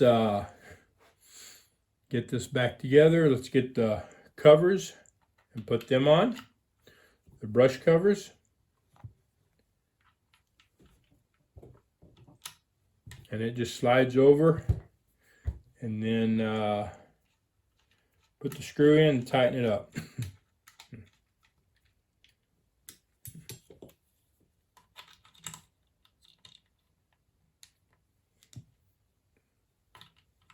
And if your screw's in there like that was, it will give you a problem. So make sure the screw's not in it until after you put it all back together. And then there we go. All right, now we want to get the right size screwdriver and make sure that this is tightened up. And I think this is the one. So it doesn't have to be real tight. Just, yeah, there we go. It just needs to be tight enough that it's not going to come apart. All of them, okay? Don't freaking put Hercules on it. Just make sure it's tight. Okay, that's it. It doesn't have to have a ton of pressure. Okay, and that's it. Your electric motor's ready to go. And we can put it back together now. All right, so we'll put the motor and stuff back in here in a little bit. Right now we're going to get on to going ahead and cleaning it up and lubricating it. Make sure to get all the lint out. You know, that's a simple part. Use a brush, use an old toothbrush, use small brushes, whatever.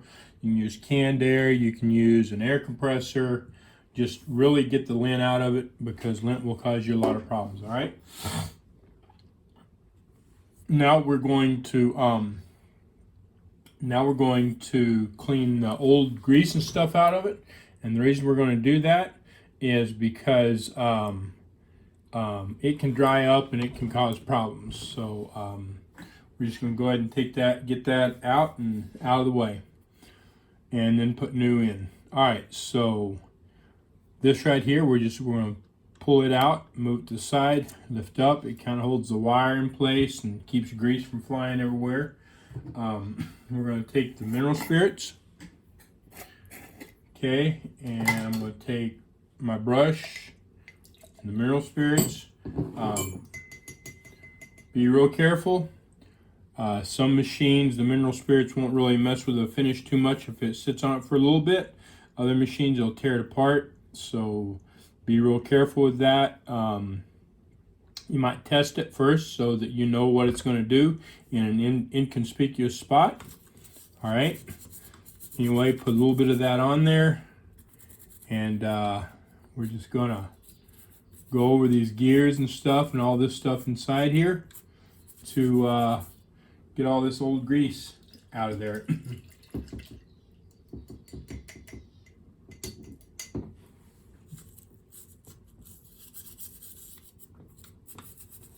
And I'll turn it a little bit. Make sure that we're getting this all around the shaft, all around the gears. You know, I want to clean as much of this up as I can so that it doesn't dry up at some point and become a problem.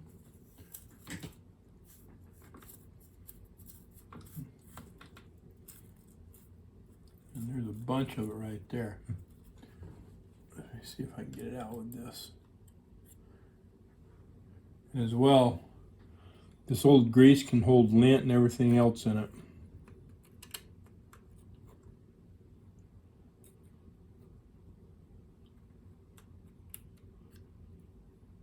So who knows what all is in this? You want to get it out. This piece is already, maybe it's got some lint in there, maybe it's just drying up and getting hard, but you can see it's not really acting like grease, just kind of mushing around. All right, that's the kind of stuff that you want out of there.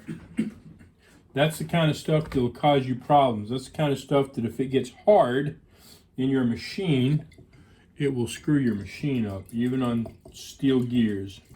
You'll either stop it, or if it gets hard enough and you're going fast enough and it falls in, you do risk breaking a gear. So,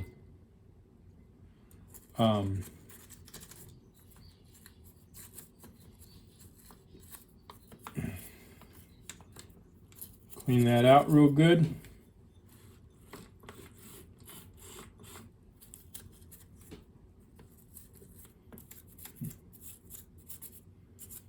Okay, and then I'm going to get over here in this side where the get over here in this side where the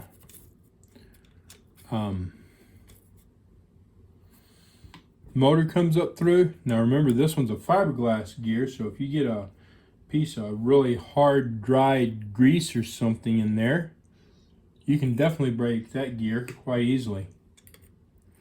So you definitely want to get all the old stuff out of here, because just like the motor, that's not replaceable. In fact, this I don't know what that is. Might be a small piece of paint. I think it's a small piece of paint. It could be a small piece of gear. I think it's a small piece of paint though. But I have seen these gears break. So you want to make sure that you clean this crap out. Just turn that gear. Make sure that you got everything out.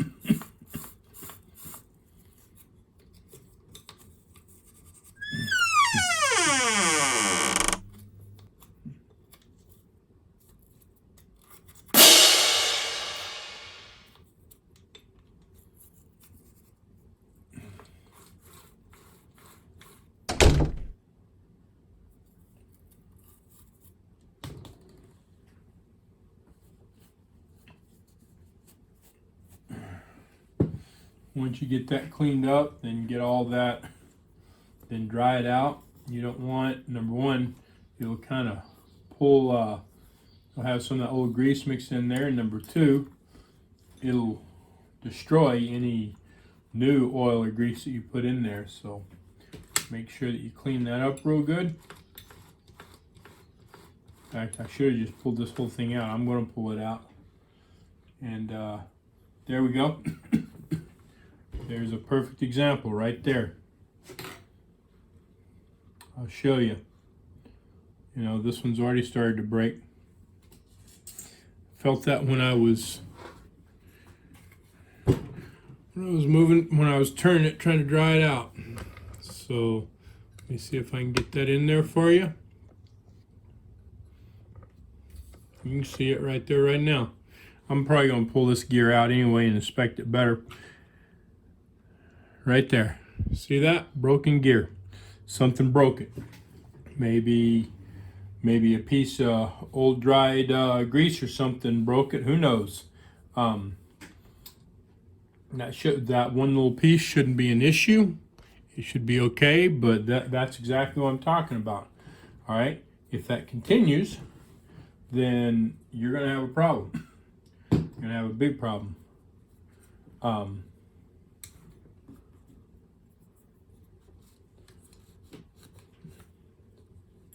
So you want to get all this crap out of there.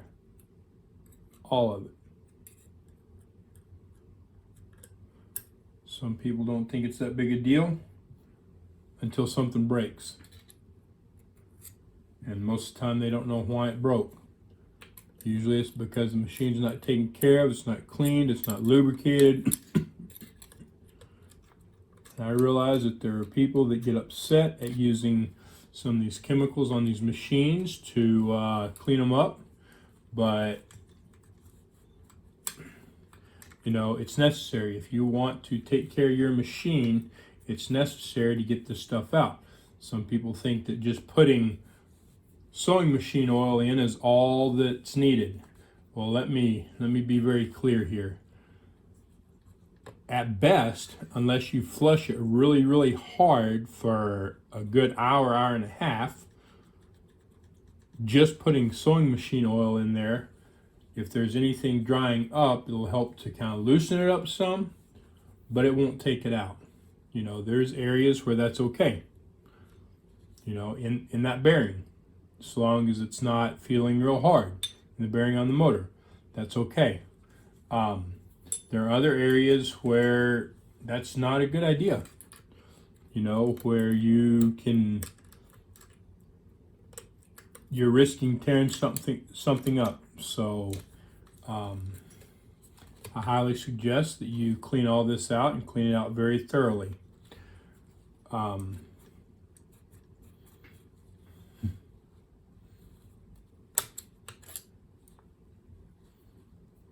help preserve your machine, keep from destroying it, because like I said, some of these parts can't be replaced. I mean, you may be able to find some used ones, maybe, and maybe not. Sometimes it takes quite a while before you can find any used parts, right? It just depends on if somebody's got them out there for sale or not. Eventually they will, but when's that going to happen? All right, so we got that cleaned up.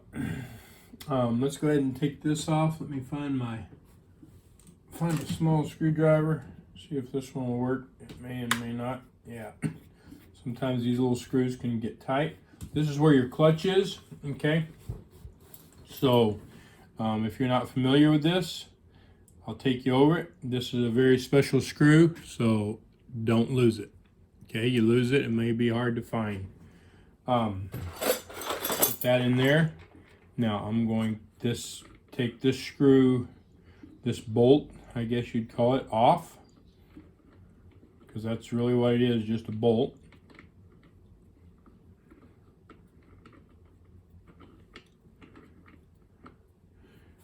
Put it away. Okay, notice how this is in there. Very important to notice that. Maybe just pulling this whole thing off will. Okay, so these pins out. Now, there's only one way that will go in there right, and when we go to put it back together, we'll discuss it. But first and foremost, these pins have to be on the outside. Okay, and we'll pull this apart.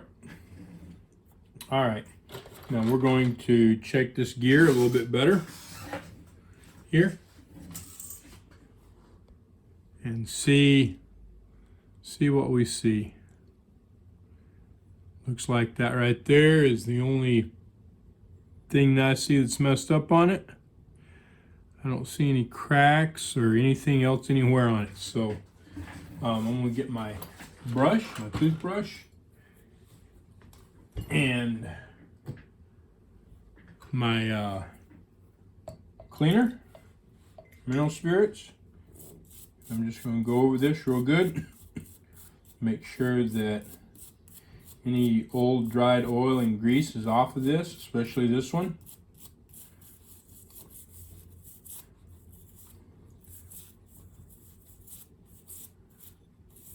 Because we definitely don't want it breaking.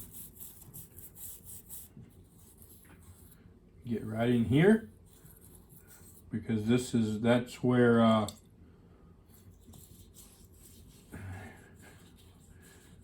this is where it spins freely when your clutch is let off, and we definitely want it to be able to spin when the clutch isn't engaged.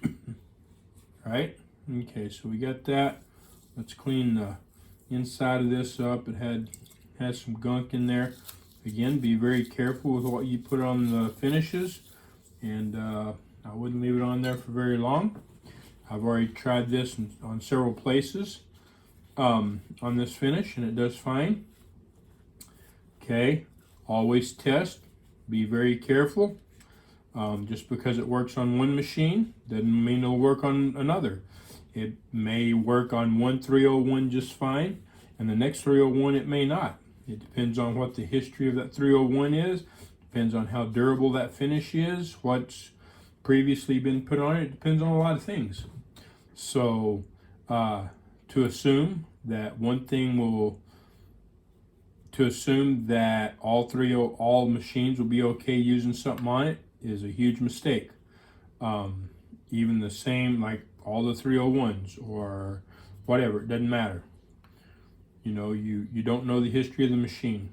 So, and chemicals or polishes or solvents that were put on it 50 years ago could have an effect today. It could have softened something, made, or whatever, okay? So always be very careful. I use denatured alcohol in some places on some of the older machines, and I've seen where I could put it on one and it would clean it up pretty good without doing much damage.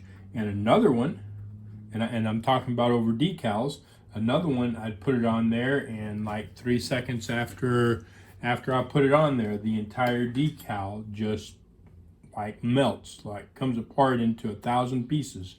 So do not assume that because it worked on one, it'll work on another. When you're cleaning these and you're putting stuff on them, be very careful.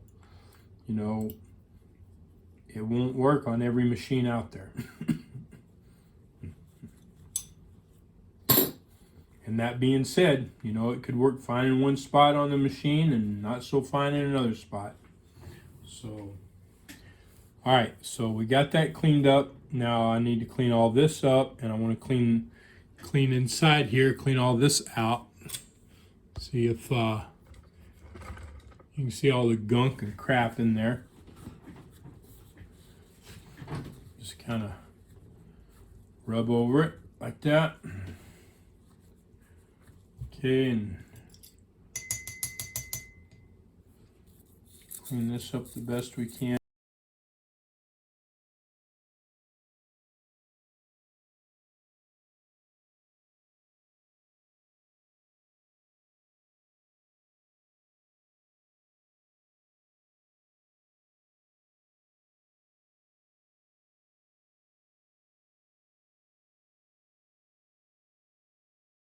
All right, so now we will get on to lubricating it.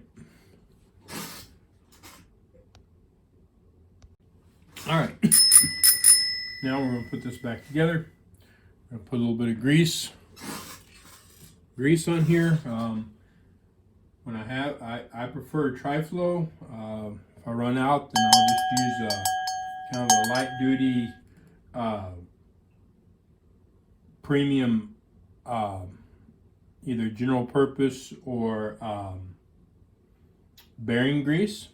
Okay, it doesn't have to be real thick on here. In fact, I'm getting a little thicker than what I intend, because any excess is just going to get thrown off, like you've seen what we already cleaned up, right? So I've got a good bit on here already. I'm just going to kind of leave it at that, and it will get moved around as I didn't show you. So you can see here, you know, I put just a little bit on there. I got it kind of thick in a couple areas, thicker than I intended. You can see there, you know, it doesn't take a whole lot because any extra is just going to get thrown off. All right, we'll put this on now. I told you that I'd show you how to put this back together. So let's get the parts out that we need.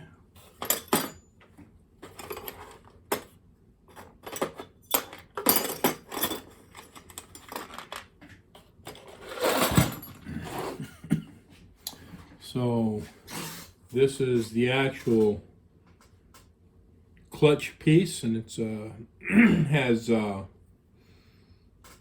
two purposes. One is to provide enough friction and pressure to turn the whole machine, and the other is when you're untightening the bolt on there, it stops it so that it doesn't completely unturn. Just you get it to untighten enough so that it will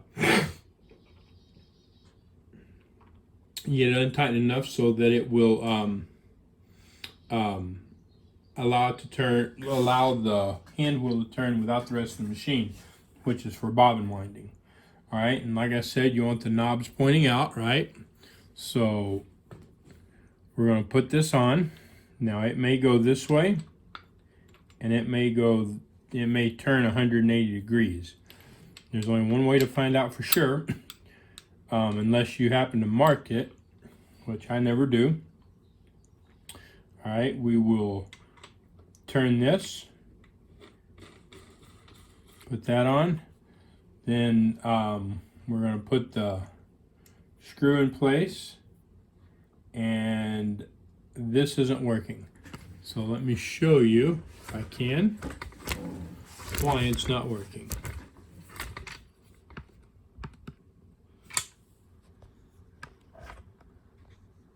Okay, you see the bolt? You see it coming down on top of that little prong that's sticking out? That absolutely will not work. Okay? It will just lock it down and you won't be able to turn this whatsoever. So I'm gonna fix that. And the way you fix that is to pull this back apart, pull this off.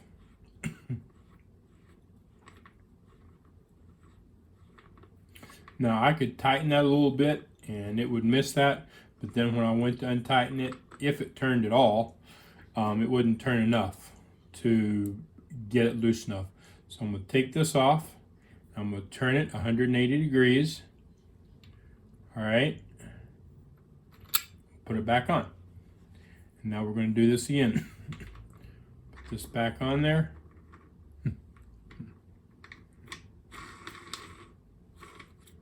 Like that. Put the screw back in. And I'll show you what it looks like now.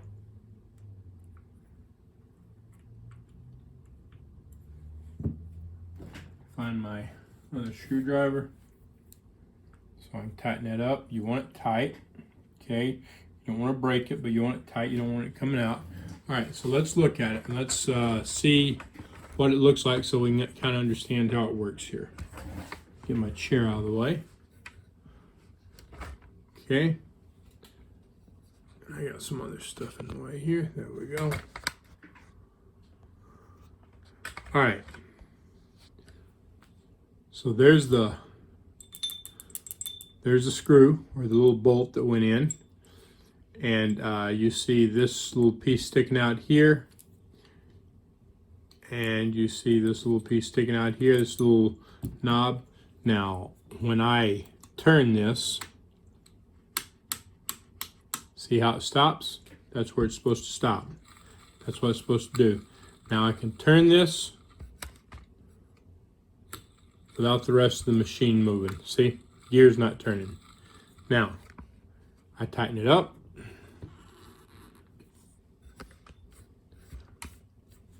I turn it. You see the rest of the machine moves. That's exactly how it's supposed to work. All right? Now, we're going to put the motor back in. All right? And it goes back in the opposite of what it came out. So, just turn it over. Prongs go up. Let's see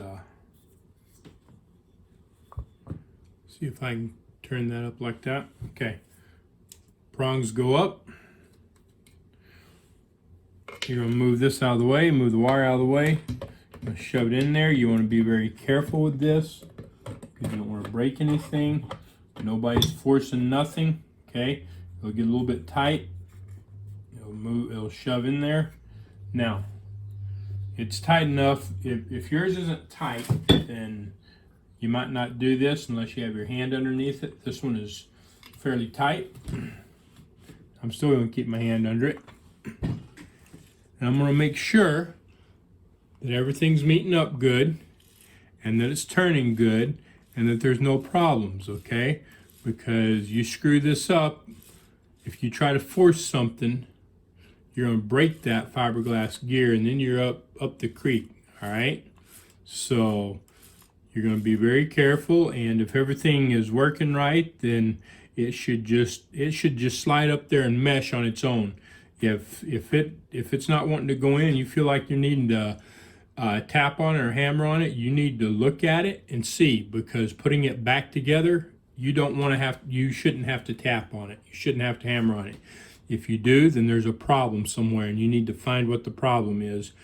if you insist on tapping it back together, there's a huge chance that either A, when you're putting it back together, you're going to break it, or B, when you go to operate it, it's going to break, okay?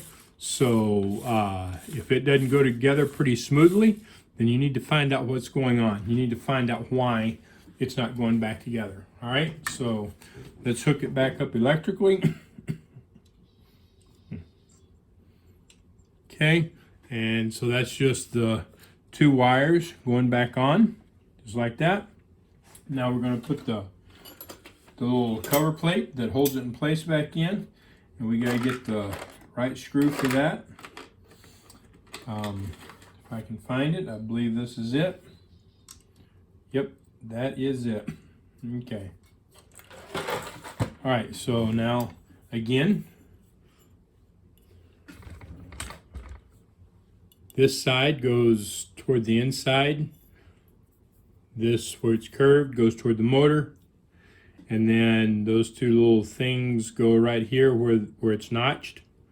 Okay, those 2 notches right there, just like this. And it should go in fairly easy. Okay, if it's not going in fairly easy, then you've got a problem. And you need to identify what the problem is. If you don't do that, you're risking breaking your machine.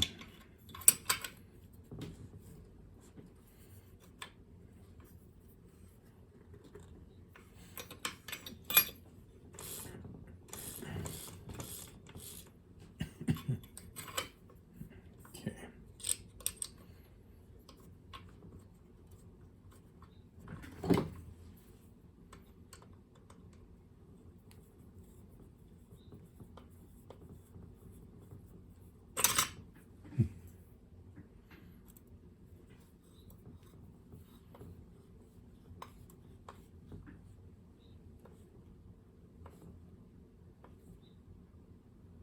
Okay, be real careful how tight you get that, because you're screwing it into aluminum. If you try to over tighten it, you're liable to break it. Okay, so now we got that. Let's go ahead and put a little grease on these other gears. And again, it doesn't need to be a whole lot. Okay, because it's just going to throw off whatever doesn't, it's just going to throw off whatever extra there is. It's just going to get thrown.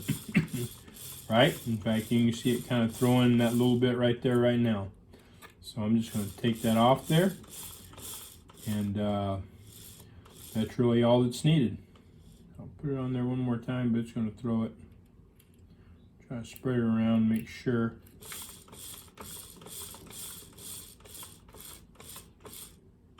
Yeah, that's it. So, okay, now I've got one more set of gears up top, and that's right here, right in the top. Okay, and it's the same thing.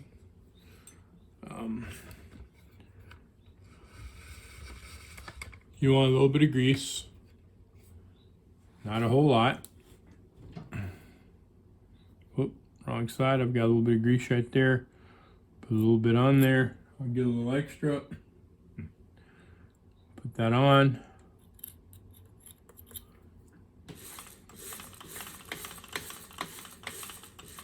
And you can already see the excess, right? I'll put it down here. Make sure that we get grease all the way around.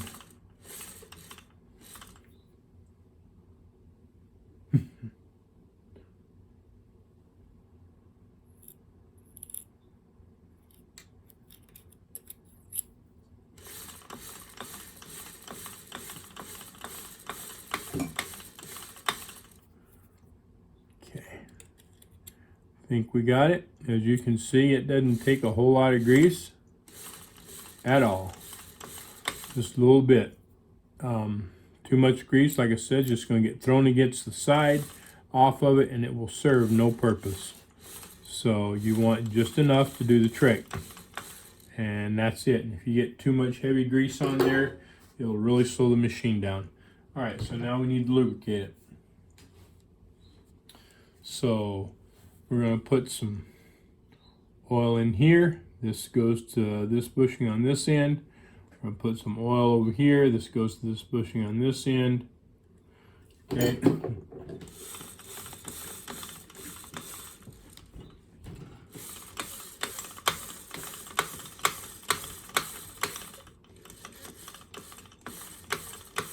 Turn it. We're going to put a little oil right in here.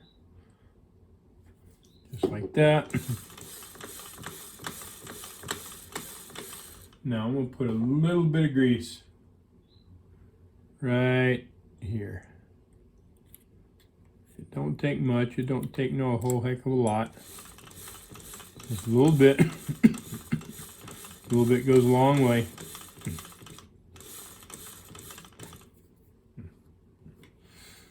And if you clean your machine, if you clean and oil your machine on a regular basis, then you'll be good. And you definitely don't need to do it more than put more oil or grease on this than what I'm putting on it. Okay? Alright, now I'm going to get this reverse lever down here. We want to get oil on that. So everything, I can't really show you that, but everything that moves, both sides of that reverse lever down there, you want to get that, and the little piece that moves back and forth through it. If you look inside here, you will see that. I am pretty liberal with grease, or with oil right there, because it definitely needs, you need to make sure that you get plenty of oil in there.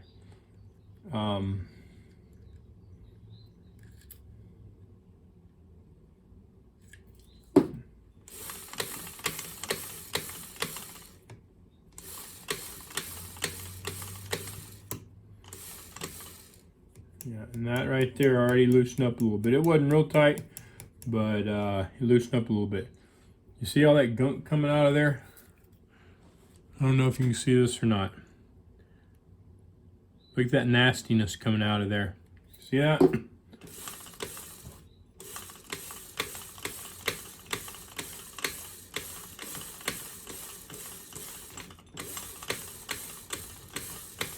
That's nasty crap coming out, and we'll clean that up some more. I'll show you how we're going to kind of flush that here in a little bit, and I'm going to get all the rest of it lubricated first. All right.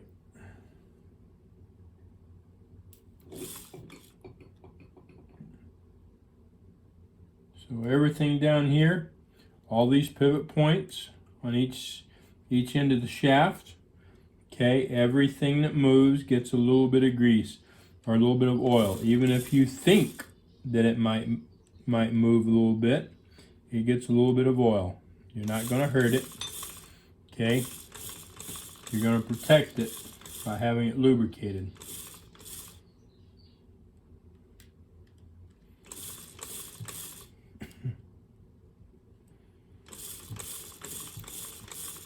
Okay, now, all right, we got, this is for the horizontal shaft here. We're going to put some oil in there, put some oil in here. This is for the top and the bottom of that horizontal shaft.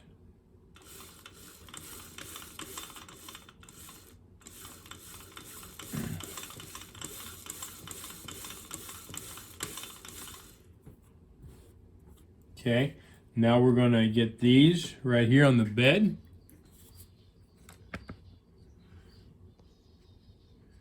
We're going to see what kind of nastiness comes out of these, because usually there's bunches of crap that comes out of it. We're going to shove it all the way down, and just, yeah, there's little bits coming out. I don't know if you can see all the stuff that's coming out. Okay, there's particles in there that come out sometimes, especially on commercial machines. It's really nasty. There's quite a few more. Okay, I don't know if you can see them or not. The little kind of white specks. That's crud coming out of it. Now we're going to do it over here on the other side. See what comes out of here. Woo, now that's a good bit.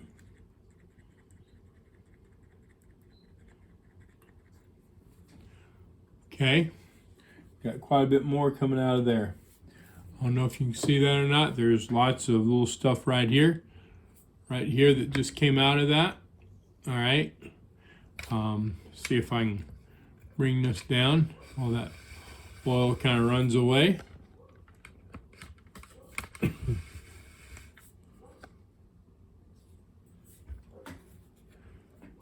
All right, and you can see all this stuff. You see these runs right here. This is looks like maybe water or something in there. I'm not sure. I can't really see it real well except through the camera lens. I don't see it otherwise, so I'm not sure what that is. Kind of looks like water through the camera, but I don't see it here. But anyway, you see all that crap and stuff right here that came out. There's a lot of it. Okay, I'm going to take my rag. I'm going to wipe all this up and away on both of those. We're going to do it again.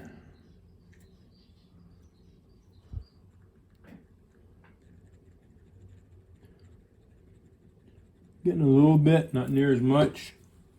Okay, we're going to turn this now. Turn the machine. See if we get much else out. A little bit. Ooh, there's a big chunk. A big chunk of something that just came out. Do you see that right there?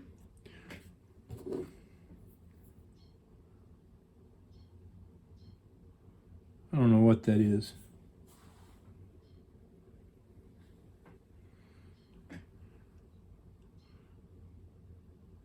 Piece of metal, piece of paint. I don't know, but it came out. Okay, this kind of stuff you want to get out of there because it'll cause you problems. All right, it's a hard piece of something.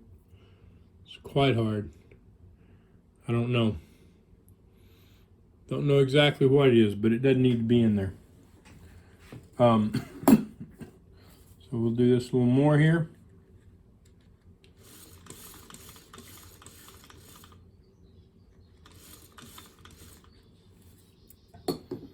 Had another piece of that come out.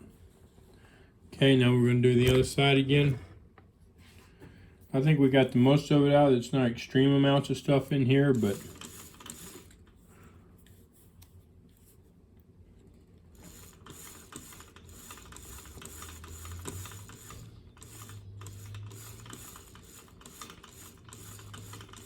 had something right there come out. I don't know if you can see it or not, but anyway, most of it's out. That's the main thing, is that most of it came out.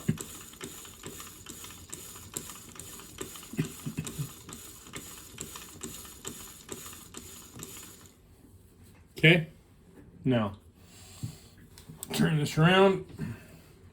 We're going to put, whoop,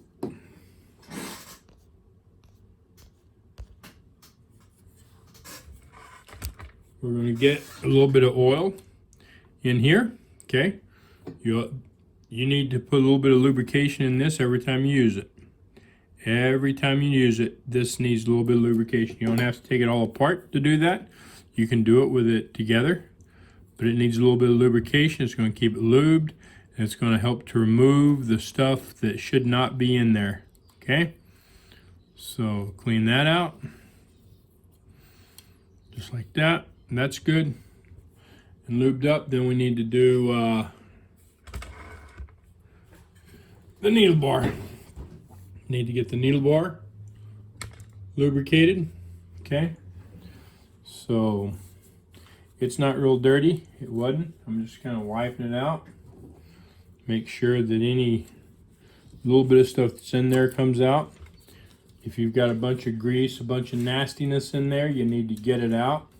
I see them sometimes when it has a bunch in there. We're going to remove this pressure bar thing for the pressure bar pressure. Okay, got the spring and stuff in there. So that's all coming out. We're gonna put a little bit of oil in here. Doesn't take a lot, just a little bit. Put a little oil here, a little oil here. There's a hole right back here in that. In this, right here. Up here, this has got a little hole in it right here. Make sure that everything that moves gets a little bit of oil. Okay? Now, the main reason you take this out is just to inspect it. That's it. Make sure it's not full of gunk, and you can see this has a little bit of gunk in it. So we're going to remove that. It's just rust and dirt and just gunk. Okay? So I'm going to take this actually. I'm going to put it in this mineral spirits. Okay? Yeah, that mineral spirits is nasty, and it's already all nasty, full of stuff. Okay? Now, it's gone. Right? It's all cleaned out. Okay. You want to get that out of there because that can dry up and become a mess. And that was already kind of hard to pull out of there. Didn't really want to come out. Now I'm going to take this. I'm going to shove it down in there. Maybe I'm not going to shove it in there that way. I'll go through there. Just like that. And what I want to do is I want to push down.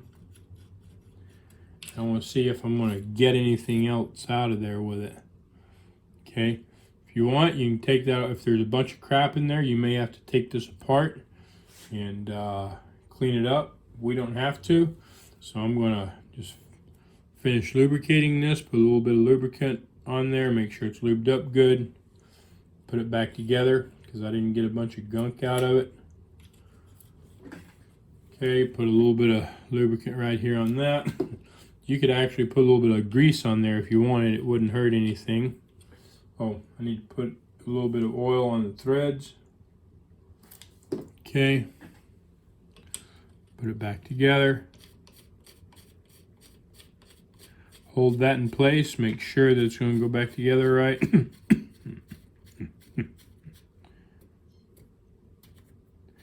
Okay. I took it all the way down. Bring it back up some. I'm going to turn this. Make sure everything looks good. Wipe up the excess oil. Into here. Here we go. Everything that moves, including the pressure bar lifter. Everything that moves gets a little bit of oil. Okay.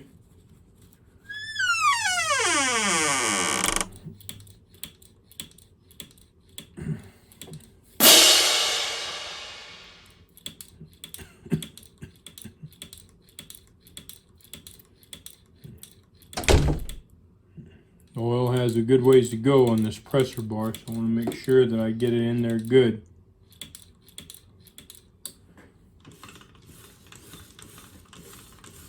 Same thing for the needle bar. Has a good ways to go there. I want to make sure that I get it lubricated good, even if it's a little more than what's needed.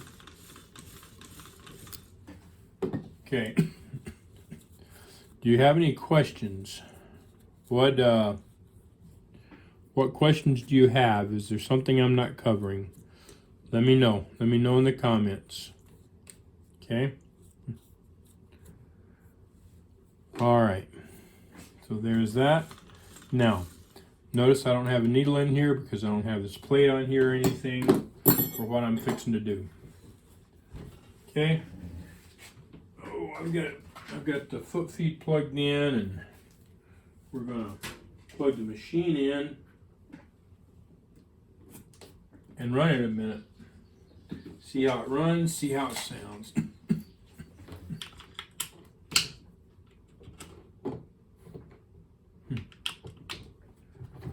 Make sure there's no problems with it.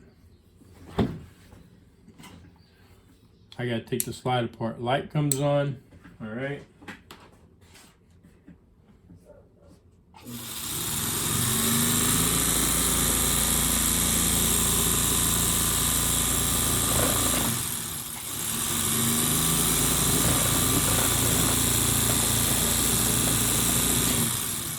Tell you what, that not only does that run faster than it was, and I didn't run it for you, but I ran it before I turned it on, or before I started filming. But yeah, this thing runs fast, a lot faster. Holy cow. It's one of the faster running ones I've seen.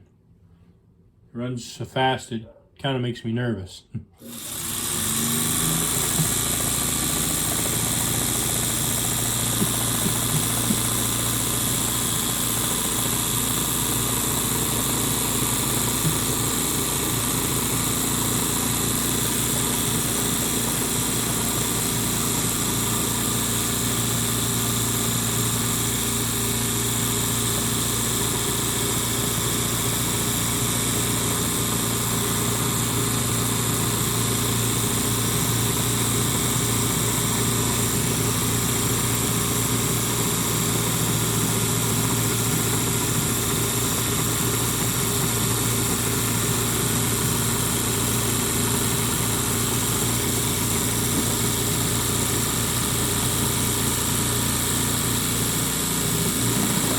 Got more stuff coming out.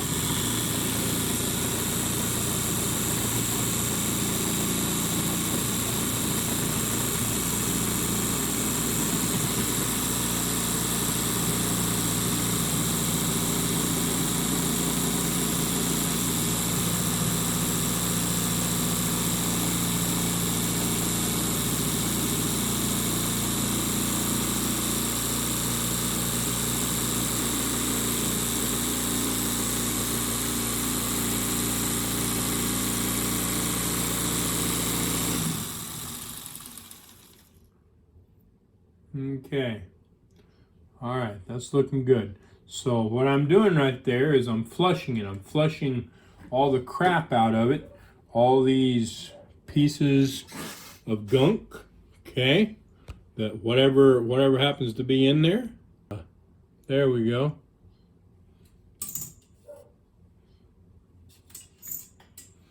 Okay, you see there's something right there. I don't know what it is. It's another piece of that crap, and it came out. Okay, you want all this out of there because this will cause you problems on your shaft and stuff, and it will mess up your machine. So we flush it and get all that out of there. Sometimes thread and lint and everything else will get in there. And yes, thread and lint will destroy that. It will cause you a lot of problems, okay? If you think that it's okay for thread and lint to be in there, you're quite mistaken. It will start destroying that. It will absolutely eat that, especially if it's not properly lubricated. So you want to get all that out of there, okay? So let's see what we're going to do here.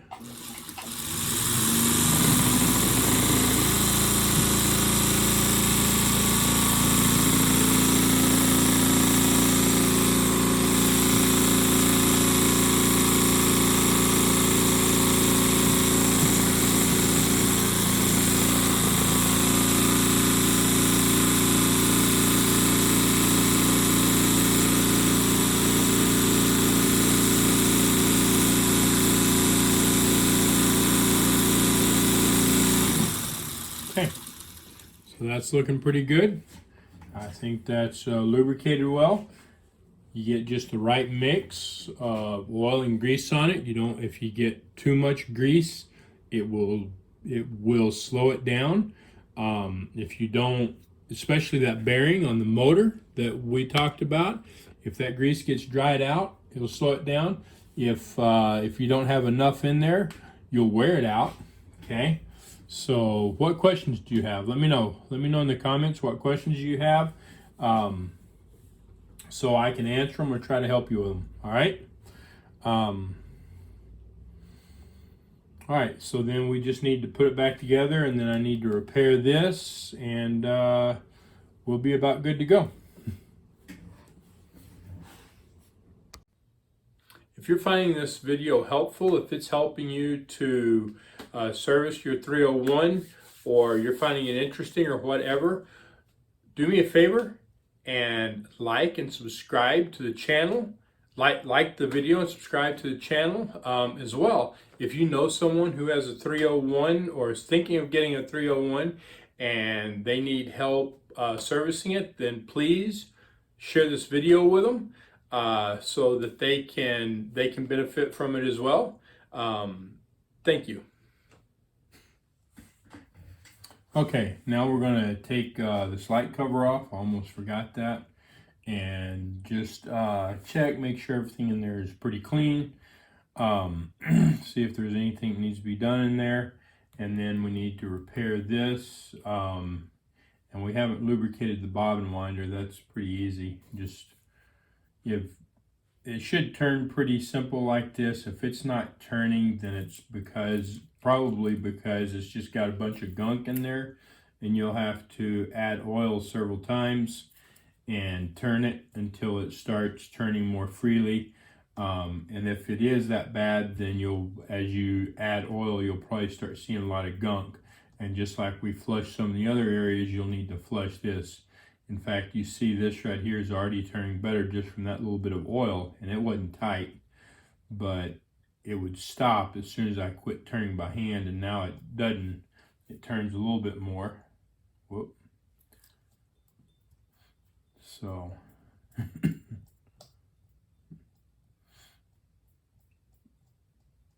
I would recommend putting a drop of oil on this in here every time you oil the rest of the machine. That will that'll keep it from having problems later. Now, if you get crazy with it and you get a bunch of oil on this tire, you won't wind very well until you get it all cleaned off. Okay, so it wasn't bad at all, but I flushed it out a little bit. I got oil and stuff on this rubber, and usually, most of the time, you can just wipe it off really good. If that's not working, then you can probably use a soap and water mixture or something and clean the oil off. Make sure you get it dried up as well, in order to get it not to slip here. But now you can see it rolls much freer. All right, so let's take this apart. And when you go to take these screws like this out, if you can, this screwdriver is almost too big, but if you can get a screwdriver that fits very well, both the width both ways of the screw, and then if it's real tight, try to put even pressure on it, and slowly start trying to turn it. That will help you to not only not mess up the screw, but like on these surfaces, it will help you for your screwdriver to not slip and mess something up. That being said, when it's inset like that, if your screwdriver is too big and you start turning it, you can tear up the paint. So be careful of that. Okay, now there is glass in here. We got to be careful that we don't drop this and break it. Okay, so what I'm doing is I want to check and make sure that my glass is pretty clean, and this one is. If it's not, I want to clean it off. I have seen sometimes when there will be old dried oil and stuff inside here. If you need to take this off, I'm not going to on this one because it's in really good shape. But there's a screw right here with a little tab clip that hangs down. If you don't have to take that off, just loosen it, and you should be able to get this glass out of there. Okay? And then I'm just going to look and make sure that there's not a bunch of dirt and stuff in here that just looks nasty. When I service a machine, I just like cleaning that up, especially these older vintage machines.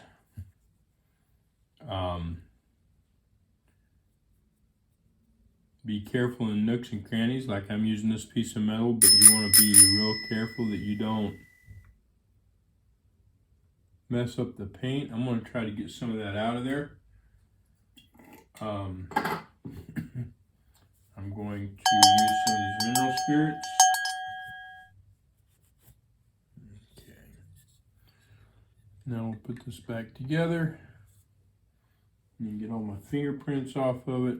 Be real careful about, now that I've taken that off and cleaned it up some, it's more apt to fall. So be real careful with that. Make sure that you get a screw in there real good. Be careful not to scratch.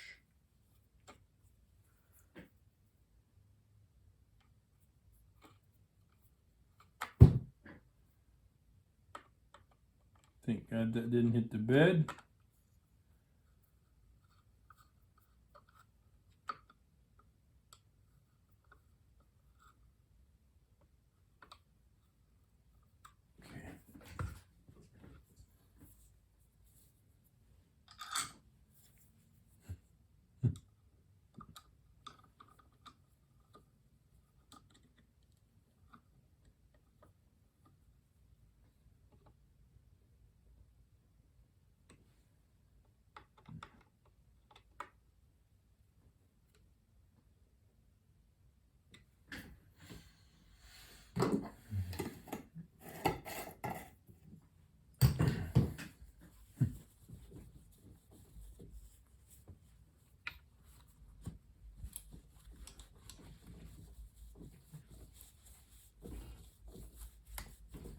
All right.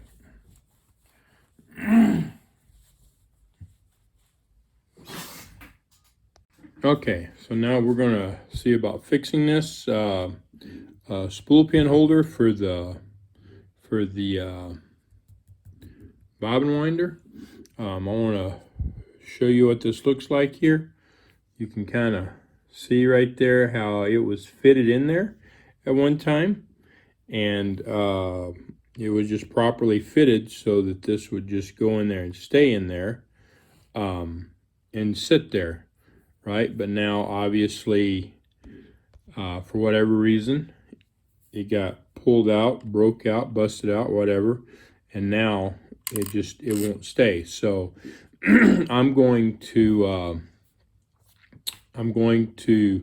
drill this out a little bit. I don't want anything major. I just want this so it'll go further in there, okay, for a little more stability. And I've got two drill bits. The first one I got is a 5/32, and it's just going to kind of shave the inside of that off, and we'll see if that works. I really don't think it will. The next one I got is a 3/16, and it's just almost the size of that hole. I may have to use it. I'd rather not, just because the possibility of damage, more possibility of damage in this outside here, getting bigger like that, which means I just have to be more careful. And then once I can get this to fit in there the way it goes, then I am going to use hot glue. I've got a hot glue gun here, and as you can see, this is a high temp hot glue gun. I don't know if you are familiar with the difference between a high temp and a low temp, but I will tell you from my personal experience, there is a huge difference between a high temp and a low temp. That high temp gets extremely hot. In fact, I put some glue on something the other day. It was on like a piece of fabric on one of these machines. It was holding, I forget what it was holding now. Oh, yeah, it was holding some wire on, it was on one of the newer machines, and it had some of that data wire that was holding down. And I squished it, and it squished out the side, and that hot glue got on my finger, and it burnt the crap out of me. It actually turned my thumb white. I think it was my thumb. Let me see. Well, luckily it's not still, it burnt for a good day. I thought it was going to be worse than what it actually was, but I guess it wasn't, which is a good thing. But it burnt like hell. So, anyway, I'm going to put this back up here on my stand. Move it over a little bit, as such. Now, we're going to get busy here, and I'm going to get this hot glue gun plugged in so that hopefully when I'm ready to use it, it will be warmed up. And it works much better. The glue gets in everything much better than low temp. But just remember, the dang thing gets hot as hell. It will burn the crap out of you. So, all right, so we need to be really careful here.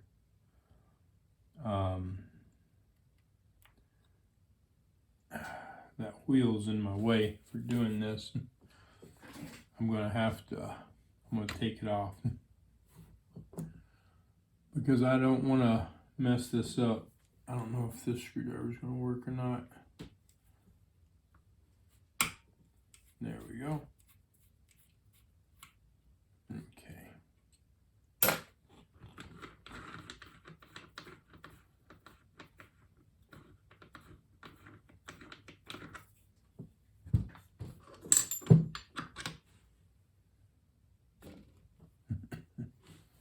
Okay.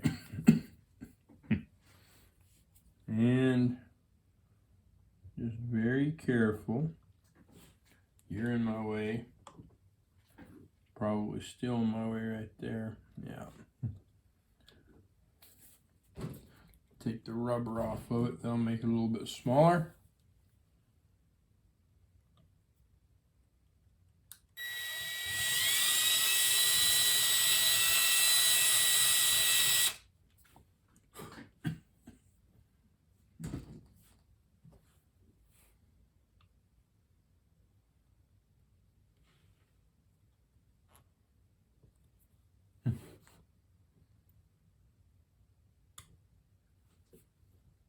Well, it feels like it's trying. I'm gonna just use the same bit here.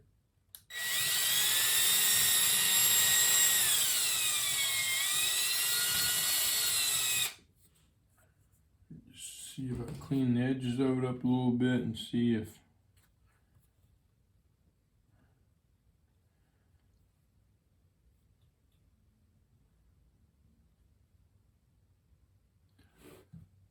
if I use a mallet, is that going to send it on down in there a little bit?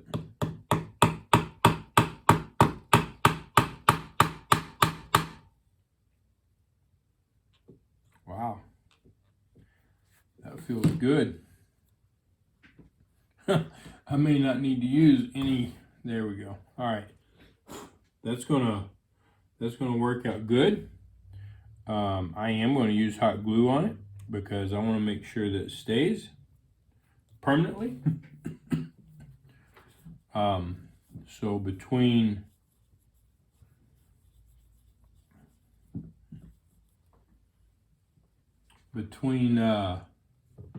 that being that tight and having to be kind of tapped in there in the hot glue, I think it'll be good. Now, I really don't want a bunch of hot glue pouring up on this surface, so I'm gonna try to get the hot glue just inside there. I'm not going to fill that hole up with it, and then put this in there and tap it down so that there's just a little bit of glue in there holding it. And I think that'll be more than sufficient. But this thing is not hot enough yet, so we got to wait on it. And so I'll be back in a minute after that gun is heated up. Okay. So The glue gun is hot now. Got plenty of heat, so we're gonna go ahead and get some hot glue in this sucker. Be very careful. Okay, I got it on the edge. Maybe you got it too close. It's going to immediately start falling. Put this on there. It'll also immediately start cooling. Okay. Now, that's not bad. Not bad at all. I think we got that taken care of. That should be good. And it just needs to cool off now. And that'll take a few minutes. This gun gets quite hot, so it'll take a few minutes for that to all cool off. All right. And we can start putting this back together now. And get it ready to test and see how it's going to do. So, first thing that we'll do is I'm going to inspect this plate, make sure that there's no damage inside that hole that will cause threads to get stuck. And I don't see any. Sometimes your needle will damage it. If the needle hits your plate, it can cause some damage, and then that damage will affect the way it sews because it'll grab your plate. But everything looks good there. I'm going to get that set up about where it goes. Get this on. Okay, make sure we're not in the right place.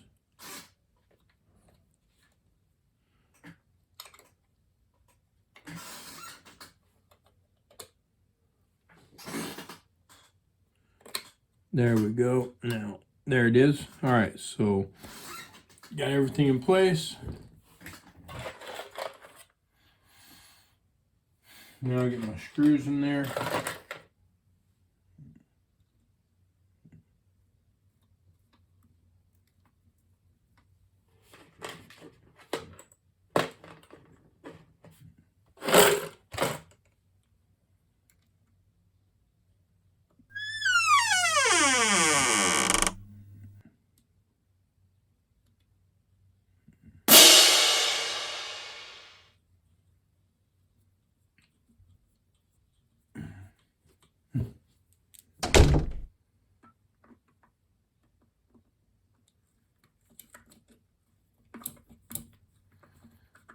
All right, get it screwed down.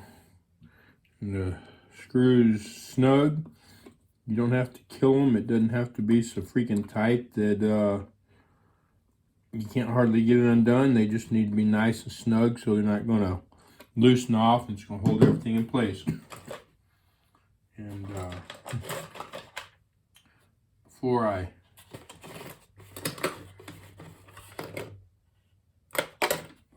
put all the rest of that together, I want to get the bobbin in there. It'll make it easier. So, all right. Get this on here correctly.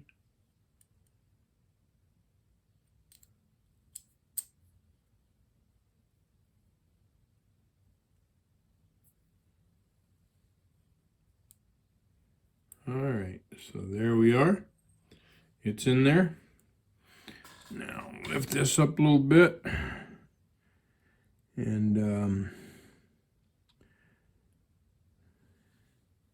get this in. I've got to remember how this sucker goes. It's been a while. It goes just like that, right there. But I don't want the thread getting caught behind it. So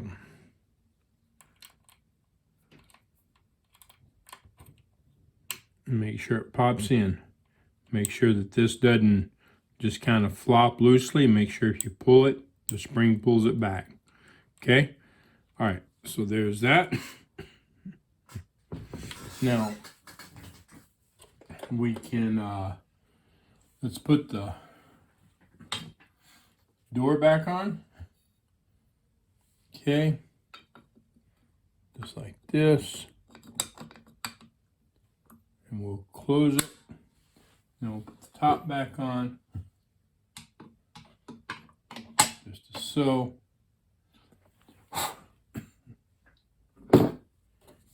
Clean that little bit of gunk out of there.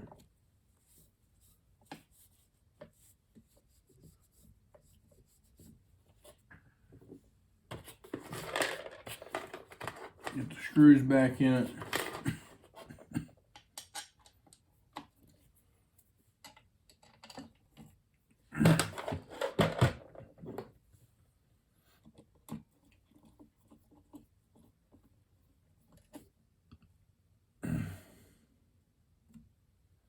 And they don't need to be over tightened for sure. Again, you just want them in there good enough so that it's not going to come loose or anything. Make sure everything turns. Make sure I didn't mess something up. Okay. All right. And then we can put the bed back on.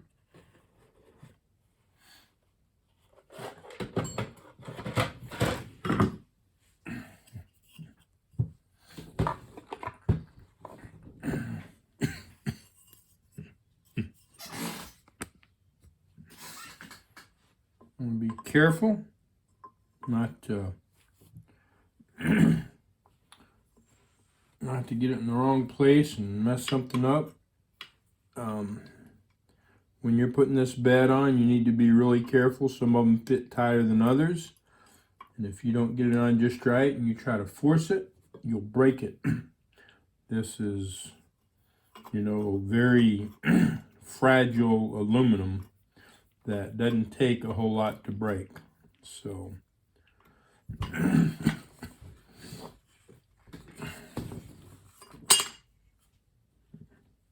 and these are two different screws. Make sure you get the right one in the right place. If you just look at them, you can tell where each one of them goes. It's not real hard to figure that out. So if you have any questions on that, let me know.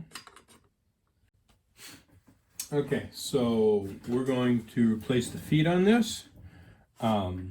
These are like really squished, and it looks like that they could be kind of difficult to get out. It's hard to tell what size screwdriver. You don't need a real big one, but you want to get one that best fits. This is what I'm using right here. If the camera will focus on it. Anyway, it's not real big. So let's get started. I'll turn this like so. And I'm just gonna, this is so dry that it's just breaking apart. So yeah, this is all dried up. This screwdriver may be a little bit small. In fact, I'm not even going to try it. I'm just going to break the stuff out of the way with it, because this thing's probably going to be, these screws are probably going to be pretty hard to get out. Yeah. All right. Using the right size screwdriver is very important. I'm going to, let's see, I don't think this one will fit. I might. Okay, let's see. There we go. That's not too bad. These, if you strip this out, it can be a pain in the butt, especially if those are real tight to get out of there. Okay, so set that screw aside, and I got a customer. All right. All right, we're going to continue now. Sorry about the interruption. Need to get this out. I got the screw out of there, and now we just need to get all this rubber out. This one came out fairly easily.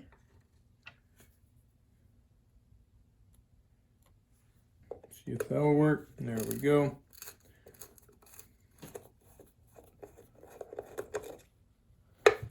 All right, and then get underneath it. There we go. Okay, and if it does leave stuff, you just take your screwdriver and scrape it out.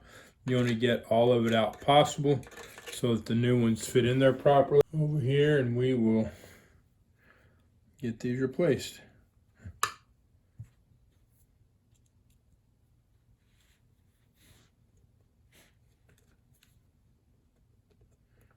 And overall, it's pretty easy.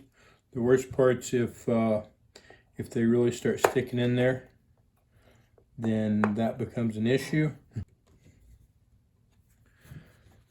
Snug them up. Don't make them overly tight, but definitely snug them up.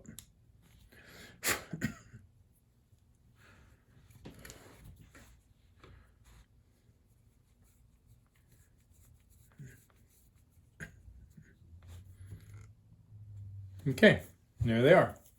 All 4 of them on. Done. Alrighty. Alright, so put a needle in it, and I think we're ready to test it and see how it's going to do.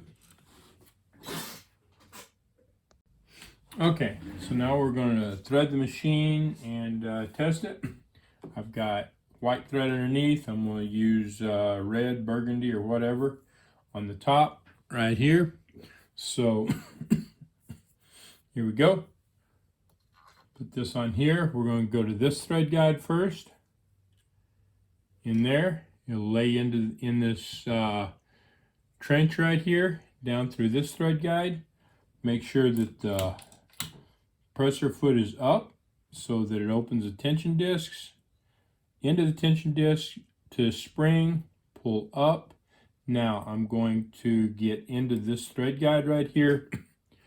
Then we will go through the take-up lever, down into this thread guide, and we have another thread guide right here, and another thread guide right here, and another thread guide right here. And then we're going to thread the needle, and we're going to go from right to left.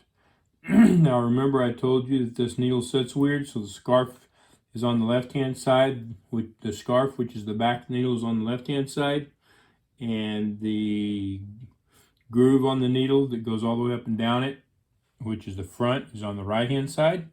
Okay, make sure that you get that right. All right, now we're going to pull the thread up, maybe. There we go. The lower thread. Okay, so we got that. We got that. Now I've got some denim here that we're going to do a test on. So I'll get this underneath it, this here, and reposition the camera.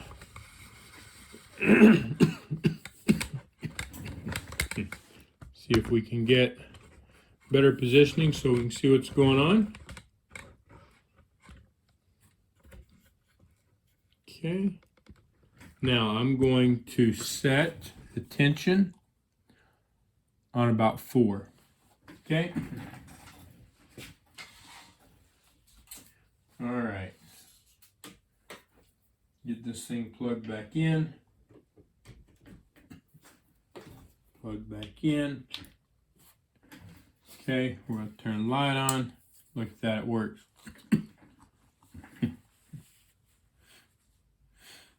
Okay, I'm going to, well, first I'm going to pull the thread by hand. Make sure it's somewhat tight. Yeah, it's somewhat tight. Okay.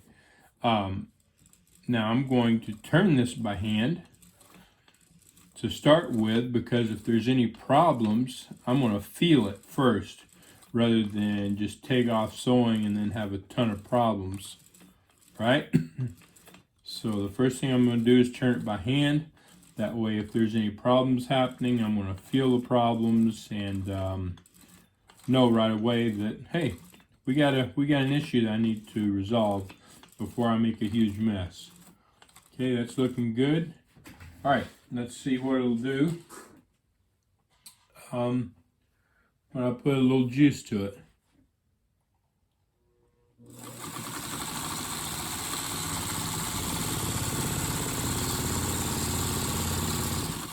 Okay, let's look at the back side. Kind of hard to see, but which is good actually, being that it's not sticking up. Let me see if I can zoom you in here and we get a better look at it. Okay, so right here is a stitch, and you can see the white. Can't really see the burgundy. That's a good thing. I can kind of see it a little bit. I don't think you can see it in the camera, and that's okay. We turn this over and we look here. Okay, we see the burgundy, but we can't really see the white, which is a good thing.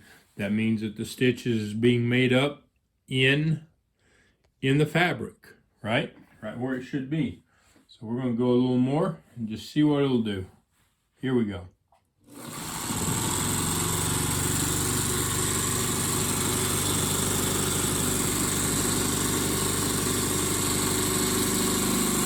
Turn the stitch length down so it slowed down. Remember I told you this thing went really, really fast. You can see how fast it's going here. It's going crazy fast. I'm going to make this the biggest stitch length possible here in just a second. Oh, yeah, we ran out of bobbin thread. So you ran out of bobbin thread, you quit sewing. So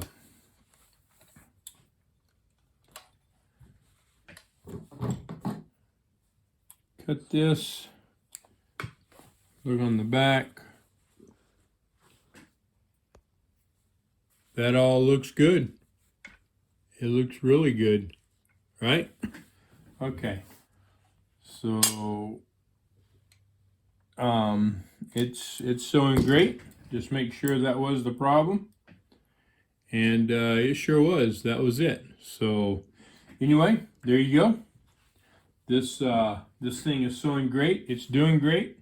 It's ready to go. I'll just do a little bit of cleanup on the outside, polish it up a little bit, make it look good, a little bit better. Get my fingerprints and stuff off of it, and put it back in the case, and it'll be ready to go. Thank you for watching. Do you have any questions on the 301? Put it in the comments, and I will get your questions answered. As well, remember, if you need a instruction manual, an adjuster's manual, or a parts guide, I have them. There's a link down in the description. Just click on that. Give me your fill in your name and email, and I'll send those over. They're absolutely free, all three of them, and you'll get all three of them. As well, if you found this beneficial, please like it, subscribe to the channel if you haven't already, hit the bell notification so you know when I'm putting out the next video, and share this with a friend. Share this with someone who may have a 301 that they need to fix, get serviced, or maybe having problems with, or whatever. All right. Thank you again very much. I appreciate you watching. Y'all have a great day, and I'll see you on the next video.